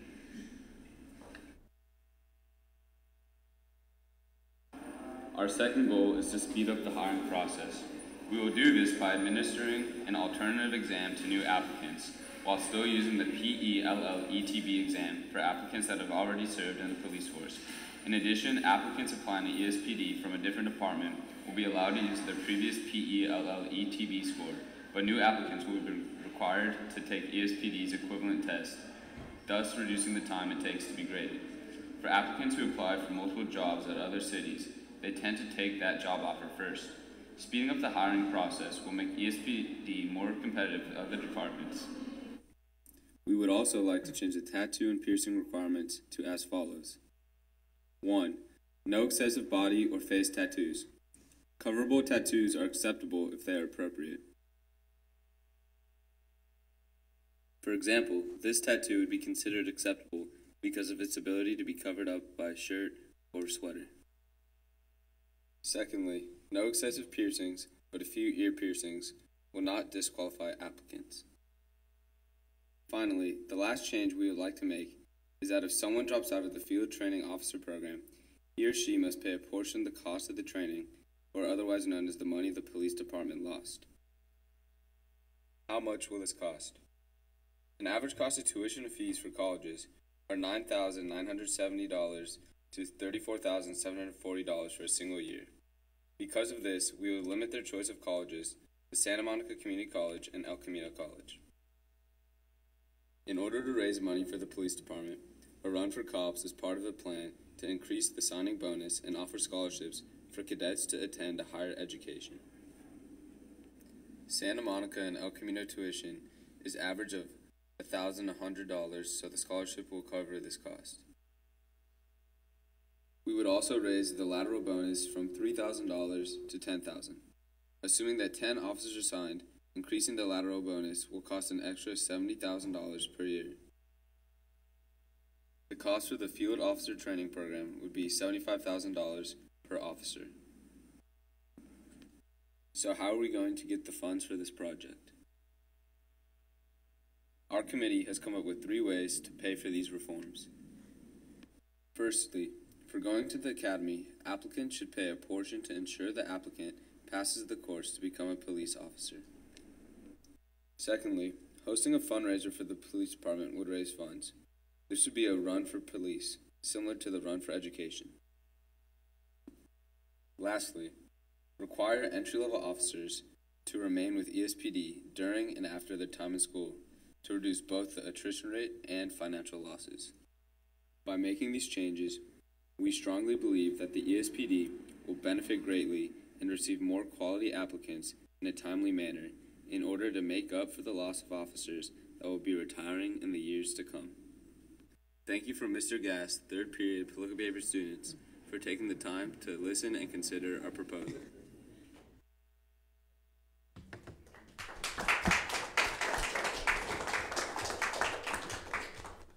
Before we get started with questions, I'd like to clarify something that was misleading in the video.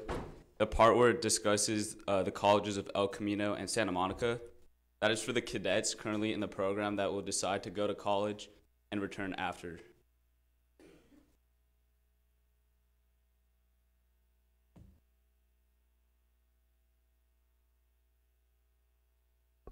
So I have a question. How does our compensation compare to other agencies? Compensation such as a signing bonus, or what were you referring to? Total compensation.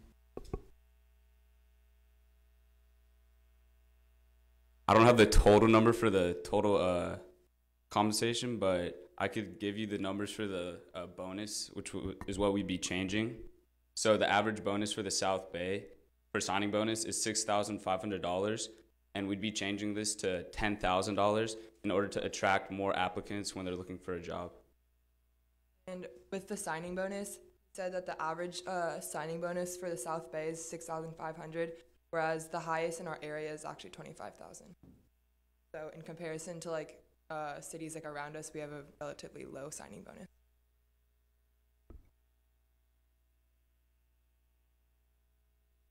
How will you be able to fund that bonus? As we discussed in our video, we were thinking about having a fundraiser such as the Run for Cops, which is similar to the Run for Education, which actually annually raises about $75,000. And also we're going to have the officers in the training actually pay a part of the cost for that. How long will the applicants have to commit to in order to receive the bonus? It's a minimum of 5 years. Do they get paid up front? That was not finalized, but we could talk about things such as monthly installments or one time. How will you explain the sign-on bonus to the police department compared? How will you explain the signing bonus to the other departments that don't receive one, the same one that the police get? Well, we believe that safety in the El Segundo community should be prioritized, and having a safe community and having officers there for the citizens is a priority. What happens if officers fail to meet their commitments? If they fail to meet their commitments, that amount has to be paid back, and they also have to put down a security deposit on the training program to give them motivation to complete it.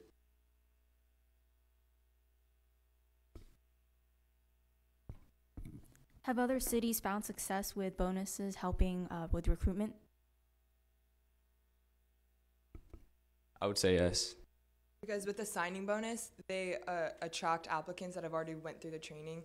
So when they hire an applicant, they wouldn't have to pay for the officer to go through training.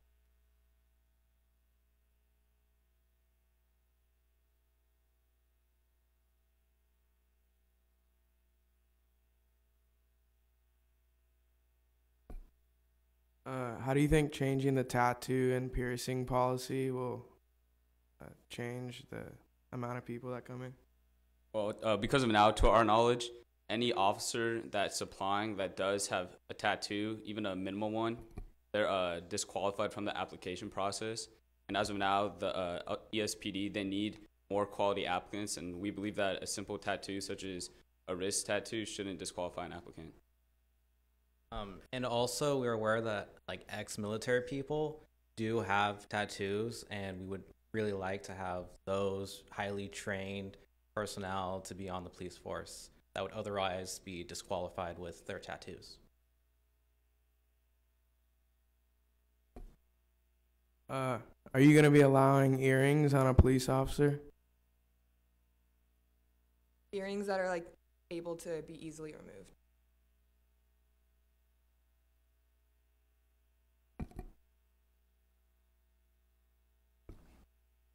For clarification, the larger bonus increase for lateral and new hires, is it the same? Because you said it's 10,000 for both.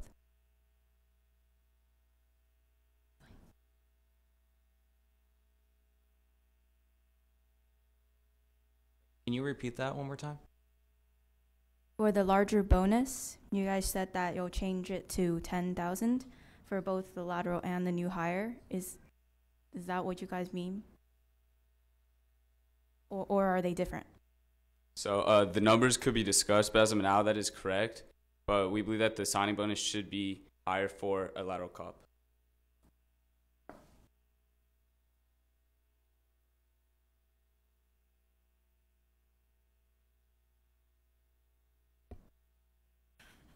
City attorney, what do you think about this?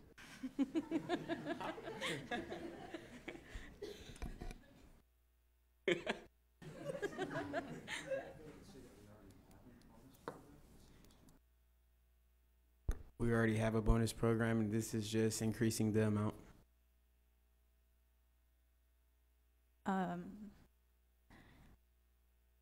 And what do you guys recommend for the lateral? Is larger the 10,000 or is it higher?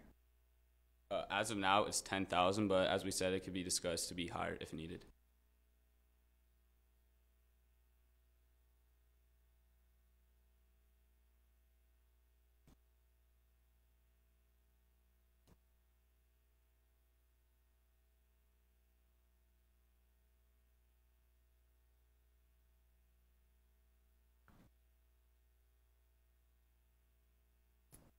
Because we do have vacant positions, we could use those dollars that we aren't using for this specific project.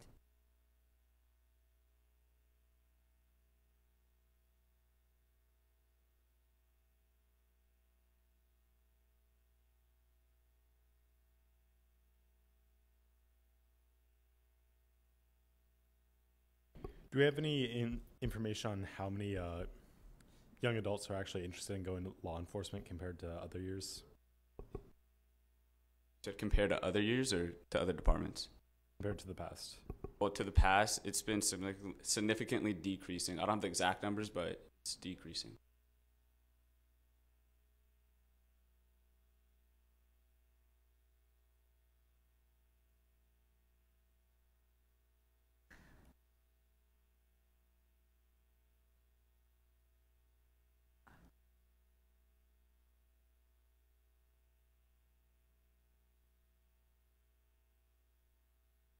How competitive is the recruitment process right now? And what are like officers looking for a specific position, or are they just looking to be hired? Well, as of now, it takes about 4 to 5 months to be hired at the El Segundo Police Department, and other officers looking to transfer or to start off in the police department are willing to take the first job they receive.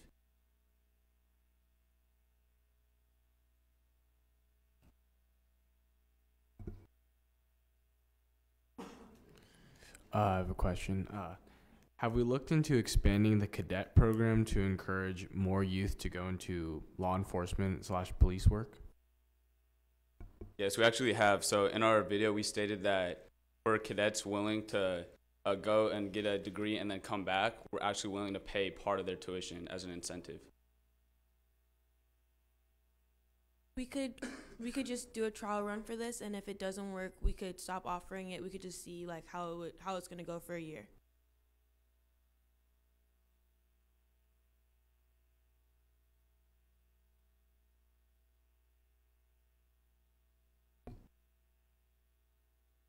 Any further questions from the council?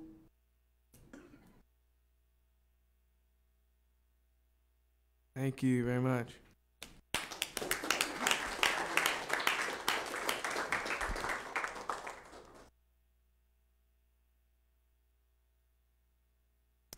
Thank you, staff. Now that we've watched all videos and heard all presentations and had our discussions, next we'll ask for a motion for each item. Yeah, do that. May I have a motion and a second approval item number 1, recreation parks and teen center and truck equipment upgrade?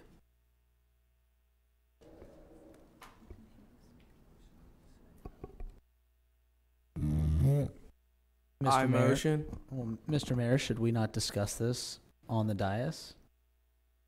We asked questions of staff, but we have not discussed this amongst ourselves. Please do. Yes.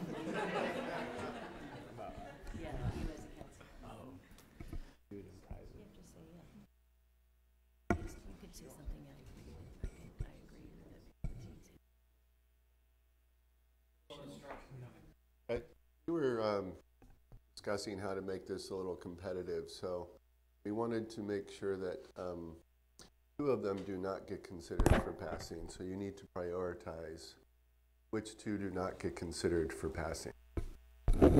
Go through the other 4 for a vote. Okay? Yeah, well, maybe.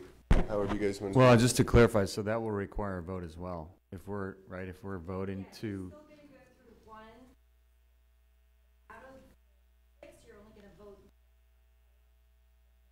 So I think what we need to do first is establish as a council which items we're going to emit, let the clerk know, and then decide which ones we're going to vote on.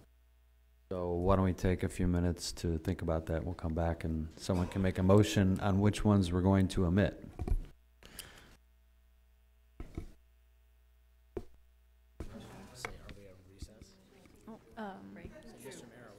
Mr. Mayor, are we on recess? Yeah, 5-minute recess. Yeah, thanks. We'll reconvene at what time? 5:08. We'll reconvene at 5:08. Good job. Thank you. Thank you.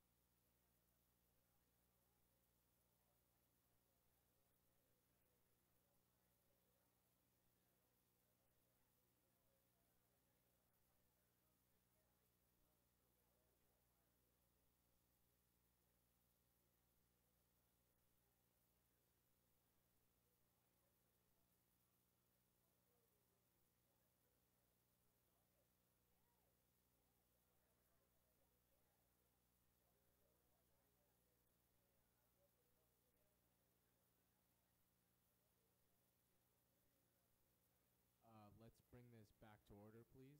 Thank you very much.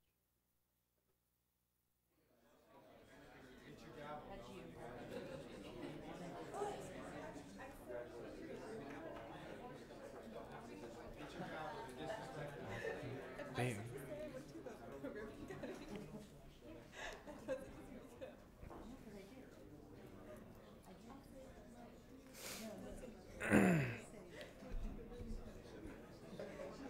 Yeah.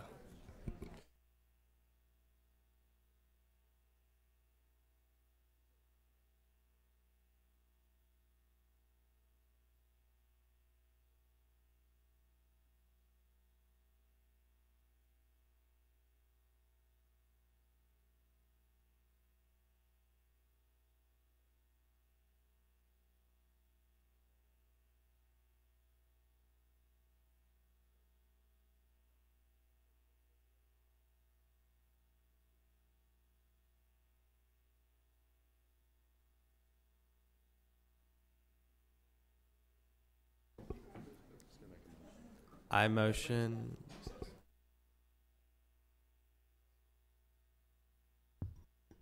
Before we begin, the clerk has something to say.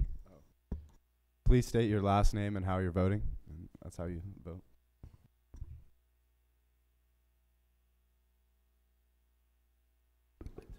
I like to move that we defer on item 1.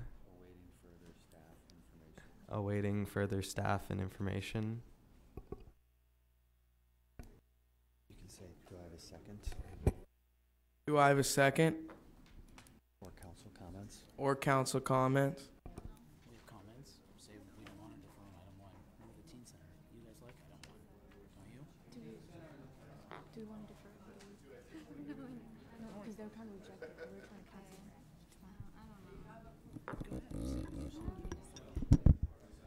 You have a motion, you need a second. Do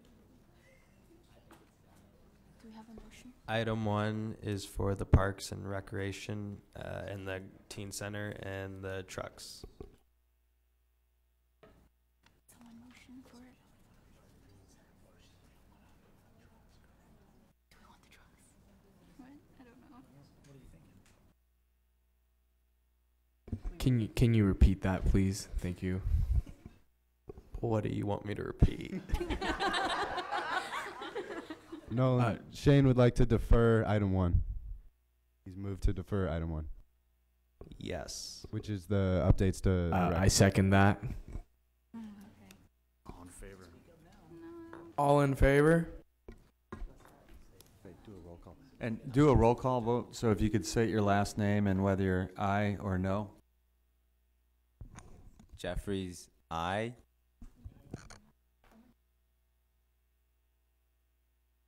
Liang, aye. I don't know. Young, aye. Susage, aye. Luce, aye. Armendariz, aye. Zhang, nay. Nakata, nay.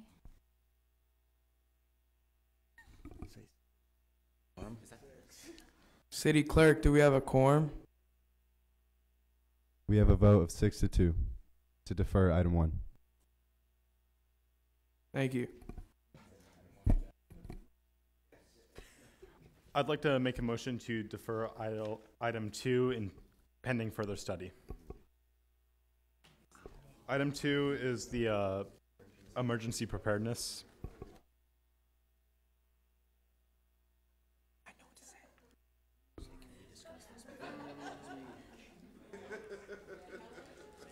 Can we discuss this before a motion is made? Yes.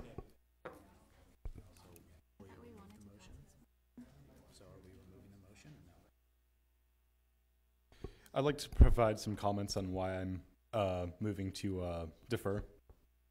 Currently, it only benefits about 4,000 people, 5,000, which is only about a quarter of the town, which if we're waiting 3 days, that's not going to be able to, that's not enough to hold everyone over until the federal government steps in. Also, the price is incredibly high. The price is a little high for a one-time use, and then maybe if it never happens, waste all that money on one-time use. I'd just like to mention that's not taking account buying the items in bulk. It's just retail. Think about it.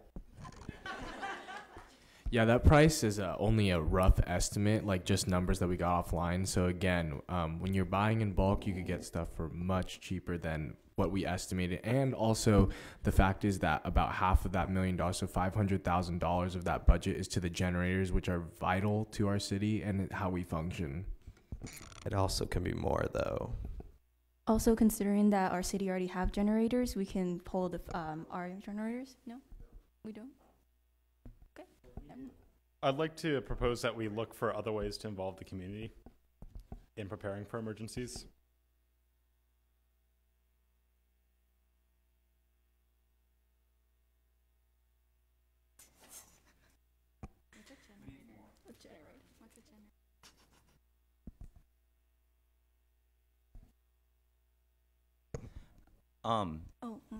How would we tell the residents that they're unimportant?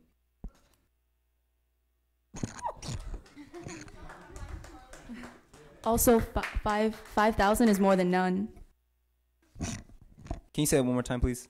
5,000 is more than none, so it's better to help the 5,000 than none at all. I concur with that statement. Excuse me. Do I say that right now?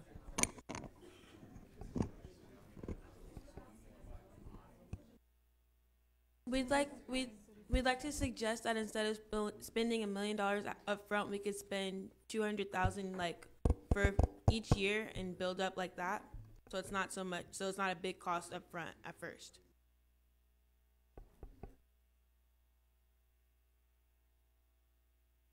I would like to move to approve the 5-year the plan. No, the 5-year plan. I second that.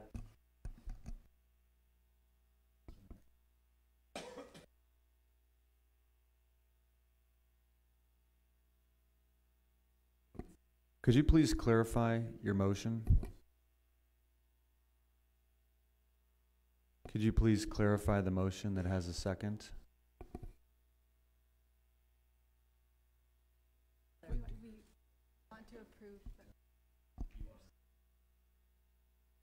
Yeah, I would like to bring Grace Hoffman up. I would just like to clarify something very quickly. So the 5,000 people that would be helped would be the 5,000 people that aren't prepared. Everyone else would be prepared. So by providing it for the 5,000 people, that is taking into account those people that don't have supplies, but everyone else would have supplies. So everyone, therefore, in El Segundo would be helped. But if we didn't have this, then there would be 5,000 people that are at a loss.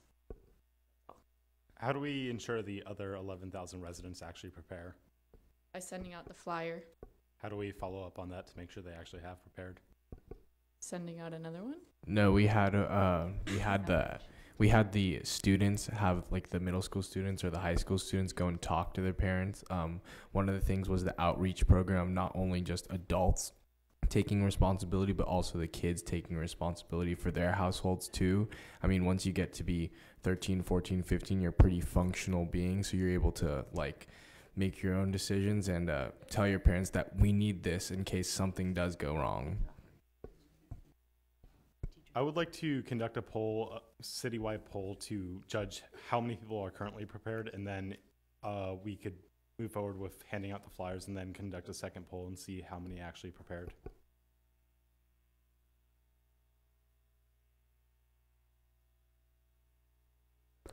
What if we have a disaster during that time?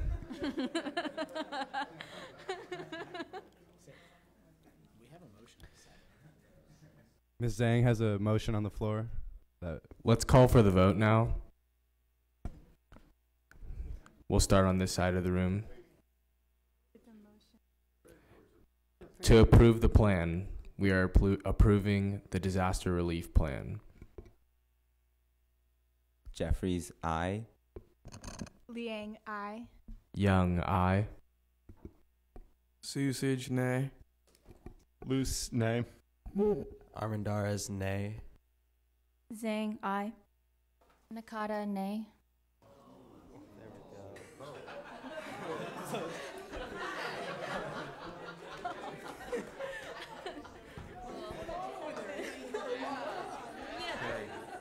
The motion does not carry. Order.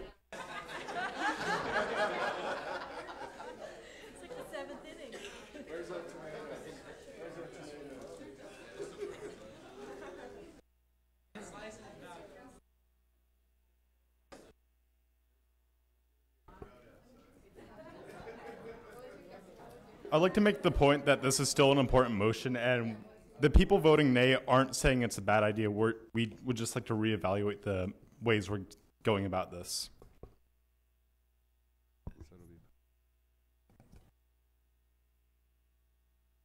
The motion is dead, but if you want to vote to defer it, you can. I would like to direct staff to do additional research and bring it back in the next meeting.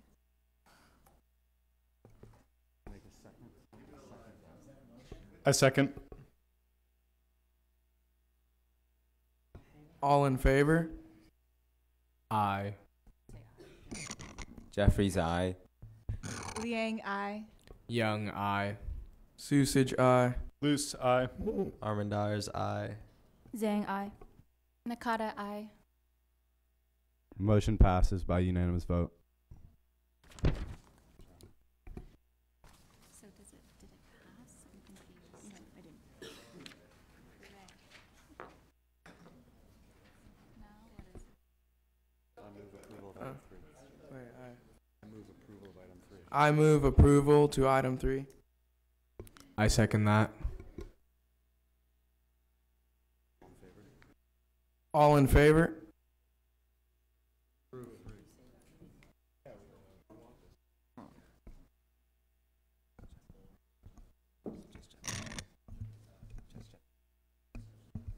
Jeffries, aye. Liang, nay. Young, aye. Susage, aye. Luce, nay.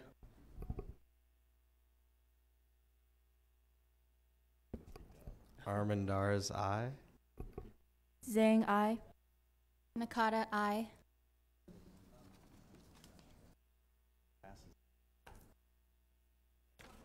That was a yes to the trash. Motion passes by a vote of 6-2.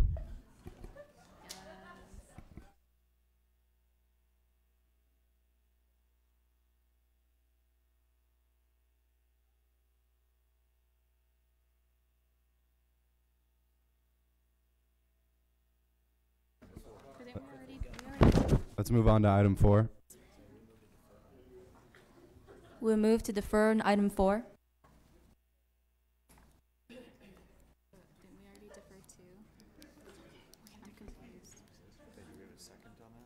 Do we have a second on that?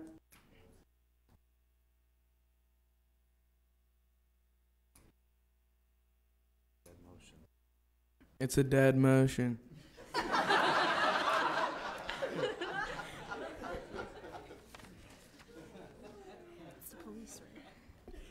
I move approval to item 4. I second that. Jeffries, aye. All in favor? Jeffries, aye. Liang, aye.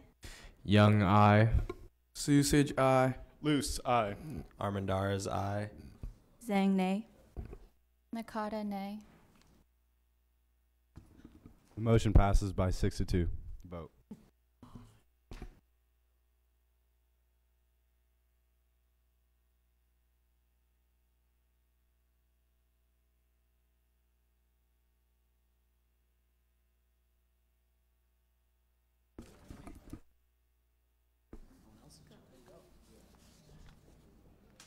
Do you want to go?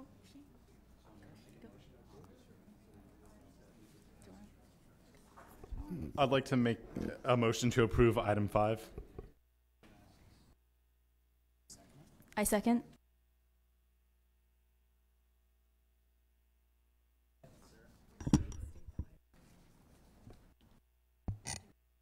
All in favor? Please state the item. Jeffries, nay. Liang, nay. Young, nay. Susage, aye. Luce, aye. Armendariz, nay. Zhang, aye. Nakata, aye.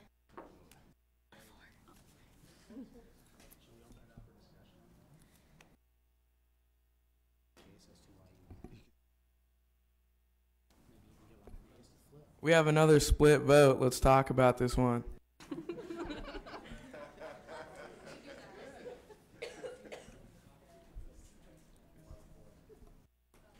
The fire department is a life-saving service, and these technological upgrades only serve to benefit the fire department and the residents of El Segundo. These technological improvements will also prevent firefighters from getting injured on the job, which, if they get injured, becomes El Segundo's responsibility to pay for lost wages, medical bills, and workers' comp. And considering that the technology also consistent with the police, maybe the police can also benefit from such technology upgrades.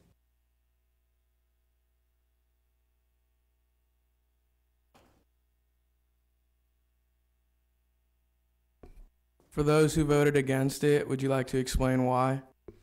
Yes.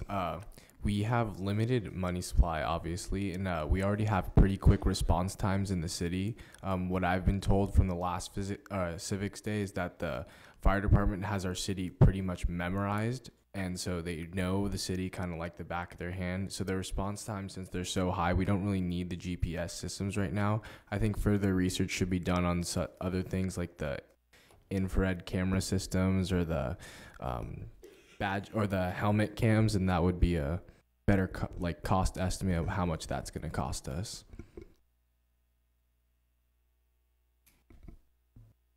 You can And now we vote. and we've already been implementing body cams on the police. So before we put body cams on the firefighters, maybe we should look into how the new technology works on the police first. Is improving technology not one of our strategic plans in our strategic plan list?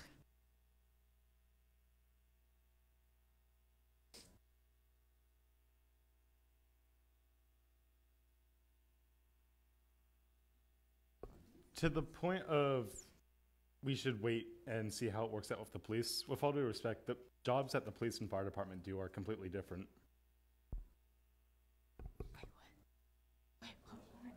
It's similar technology, though. The body cam and the and the helmet cam are similar technology, so we want to see how it implements on the police first. And there's already 25 technological projects we've been working on, and trying to add another one seems like a lot of overkill.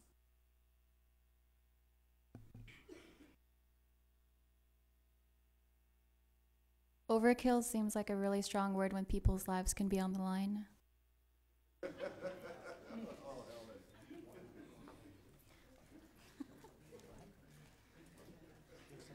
Also, the cost isn't just for the GPS; it's also for the safety of our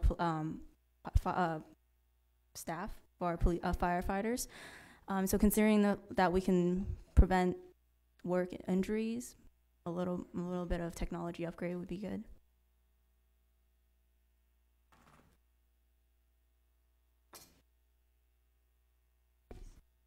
I'd like to remind the council that we can make another motion on this.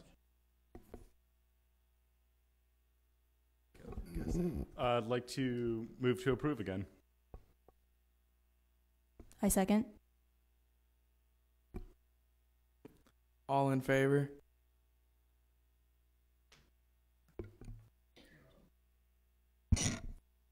Jeffries, nay. Liang, nay. Young, nay. Susage, aye. Luce, aye. Armendariz, aye. Zhang, aye. Nakata, aye. The motion passes by a vote of 4-3. 5-3. Sorry.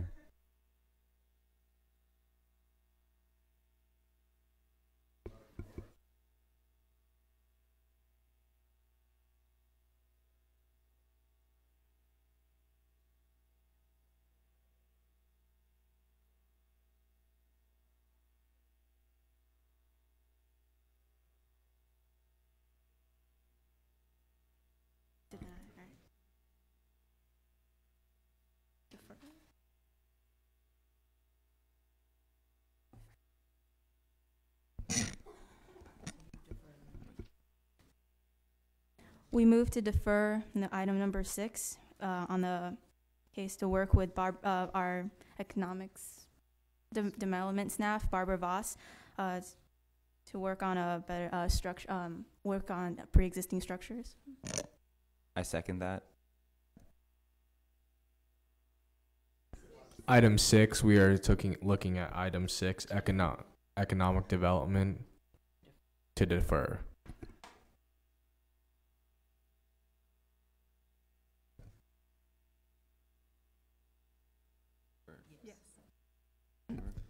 All in Jeffries- favor? Jeffries, aye. Liang, aye. Young, aye. Susage, nay. Loose, nay. Armendariz, aye. Zhang, aye. Nakata, aye. Motion carries.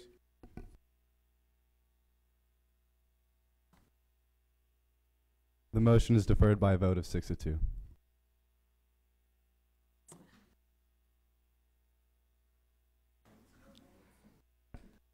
City manager, do you have anything to report tonight? City manager, do you have anything to report tonight?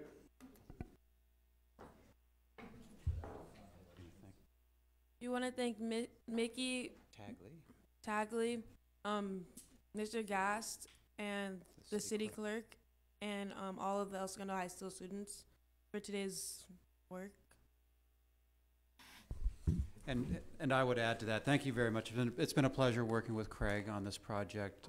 It's rewarding for me, having been in your seats 30 years ago, going through the same exercise, and it was, I think, interesting to watch what is a fairly realistic process of prioritizing, trying to take into account the community's objectives, what things serve the most people. And also, I think it was good in the presentations that you were presenting the issue and the solution, but also talking about the funding source, because everything is driven by dollars, and you have to think those things all the way through, and you don't have to spend all your money. So if even though you didn't approve 6 projects, you only approved 5. I'm sorry, you only approved 3 of the 4. You don't have to spend all your money. Something else is going to come up during the middle of the year that we're going to have to address.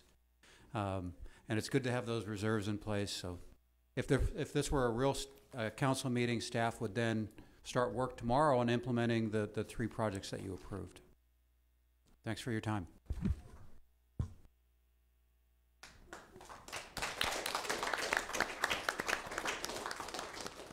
City attorney, do you have anything to report? City attorney, do you have anything to report? No.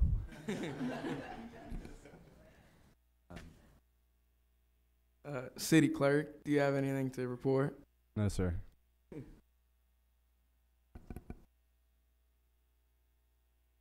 Councilmember Jeffries, to report. Which one is it?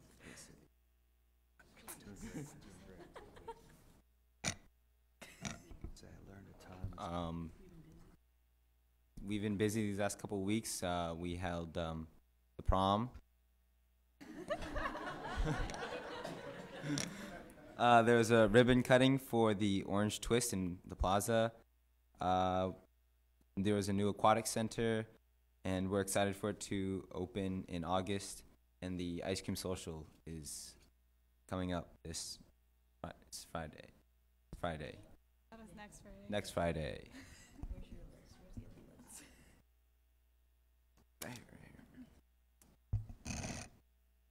There was a gala. There was a ribbon cutting at the Accounting Breeze. There's a new business. And we'd like to thank the library volunteers at the luncheon. They had the luncheon. Their volunteer luncheon. The volunteer luncheon.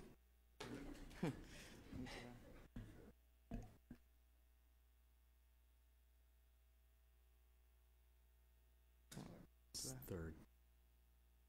You had a great time at the prom. Thank you. This was fantastic experience. Thank you, everybody. We look forward to graduation. Oh yeah.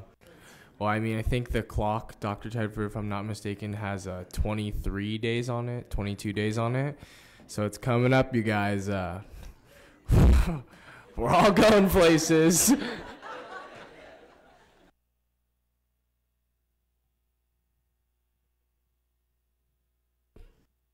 Art walk, third Thursdays in summers.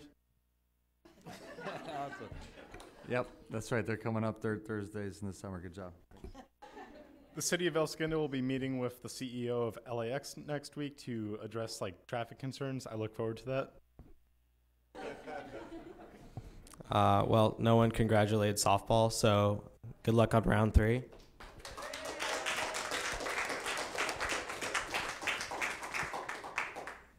I would like to thank our class for working so hard on doing all our work. We've braved through a lot of times, tough times doing this. Thank you, Mr. Gass, for sticking with us. And yeah, thank you everybody for working so hard on this project.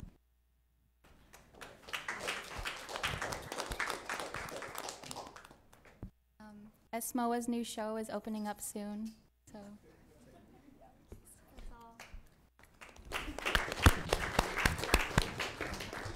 I have one more announcement. All roller coaster kids, good luck.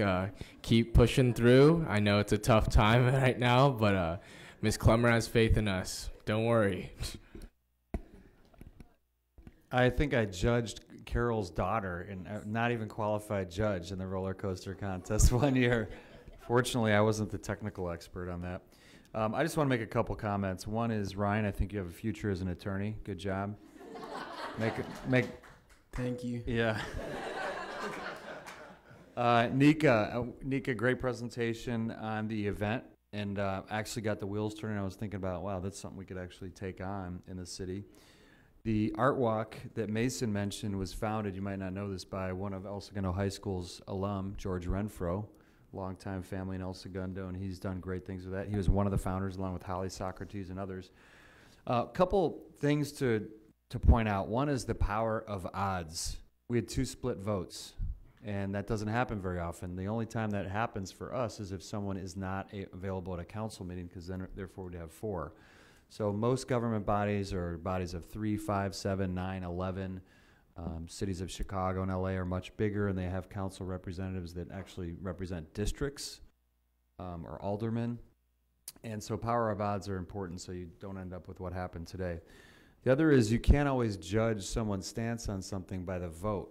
And commentary is very important. And what you saw up here was that 2 members of the council changed their vote based on hearing their colleagues. And this whole process is meant to be done in the public, full transparency. In fact, because of the Brown Act, which is a great legislation, 3 of us cannot have a conversation. So if Scott, Carol, and I all wanted to talk about, let's just take a recent topic, Topgolf, and what our position is on, are we in favor or not in favor of Topgolf? We could not have that conversation outside of an open session like this, where it was part of the agenda, it was noticed in advance. These are all very serious instances. I think they're felonies, right? If they're actually taken on, or anyway, they're punishable by law. So it's important to note that these conversations that happen up here, there's no backroom dealings. If I had talked to Scott about one particular topic, I could never have that same conversation with Carol if we thought it was going to come before the dais. So this public process is very important. And let's see, Mason and Sean and Mason and Sam and first name again? Shane. I enjoyed coaching you guys. That was a blast. Thank you very much. And I also enjoyed the presentation on stocking supplies. And I could tell it was almost like this is a real public meeting, because I could feel the dynamic of that room going like, how could you not be supporting this? And that is some of our dilemma. So it wasn't, I think, that we weren't supportive of being prepared, but we wanted some other solutions, is what I heard these council members, right, Shane? Is that what you said? We got more solutions brought forth to address the same problem, come at it from a different direction potentially. And I want to also point out that while we're doing this for the first time in many years, I want to give kudos to Mayor Fuentes, last mayor. This was her. She really advocated for doing this and wanted to make sure it was done before she left. She had an opportunity to participate in the first one. But the school board, they also do this. You guys do this, Bill, like every meeting, right, Nancy? Don't you have a school representative that's part of the school board? It's awesome. I love it. And anything we can do to get our future leaders engaged and involved. Last week we had a Boy Scouts Troop Scouts now, it's just Scouts. Scouts Troop 267 up here involved in doing the colors and the Pledge of Allegiance. So thank you all for being involved. I'm hoping that this sparks some interest in some of you. We probably have a future mayor, senator, governor, president coming out of El Segundo, I'm sure, at some point in the future, and I really look forward to that. Scott, Carol? I just want to thank everybody for participating. You know, it's important to know that your voice does matter and that you can make change, and not just at the local level, but at the higher level. And, you know, we do sit up here and make some hard decisions fiscally, and we have to look at things, you know, how they impact all residents, not just, you know, the chosen few. So we do have to make hard decisions, and, you know, those decisions have great impact on the residents. So if you do decide to get into politics or get on city council, you really can impact the change and drive the vision for the future of the city. So thank you for all for participating. And I just really just happy at the collaboration between the school district and the city. I think this is the beginning of many future, you know, partnerships, and I really thank all parties for coming together. You're getting applause over here, Carol. Sorry, she was golf clapping you. Thank you for all of you for coming. Great presentations. The other thing that's amiss here is all of your presentations, all of these items would have come with staff reports. So a lot of the questions that you were asked on the fly would have been provided to us in a staff report, and or we would have asked those questions of you prior to you standing at that microphone and being on the hot seat. So it's a little different. But what you saw today was a lot of what we have to do as council people is act on the fly. Questions that come to our mind, we need to ask them and then adjust. We're elected by the public, so we're elected by you, and many of you actually voted in this last election. And it's our job to represent you. So a lot of times I'm speaking to you in the audience now, we're staff members. You are bringing to us an item to approve or deny or to tweak.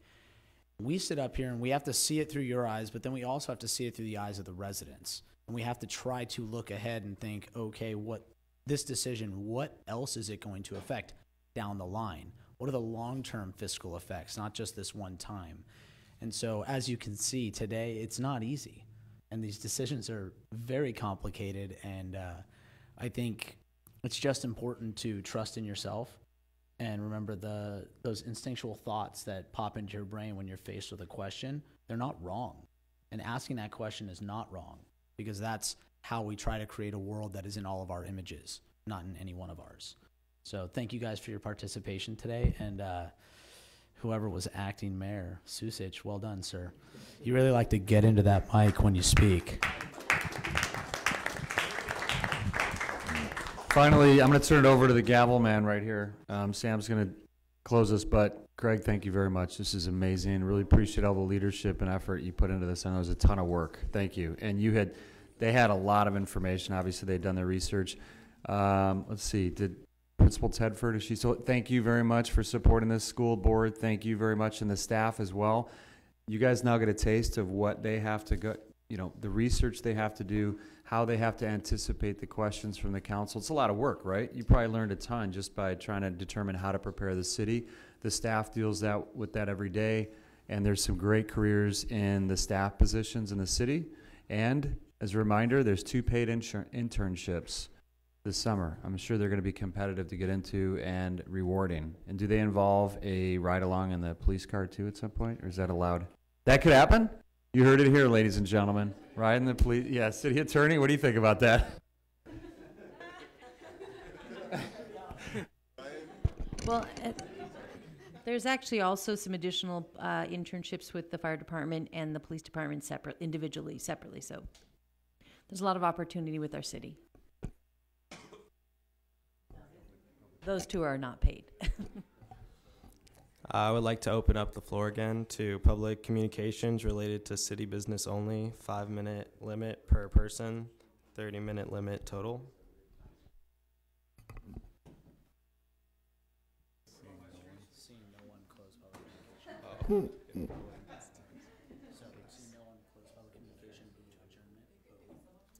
Seeing no one, closing public communication, moving to adjourn. The meeting is now adjourned at 5:49 p.m. Yay! Great job, everybody. Very impressive. Before anybody moves, please stay up at the dais. We're going to take a group picture.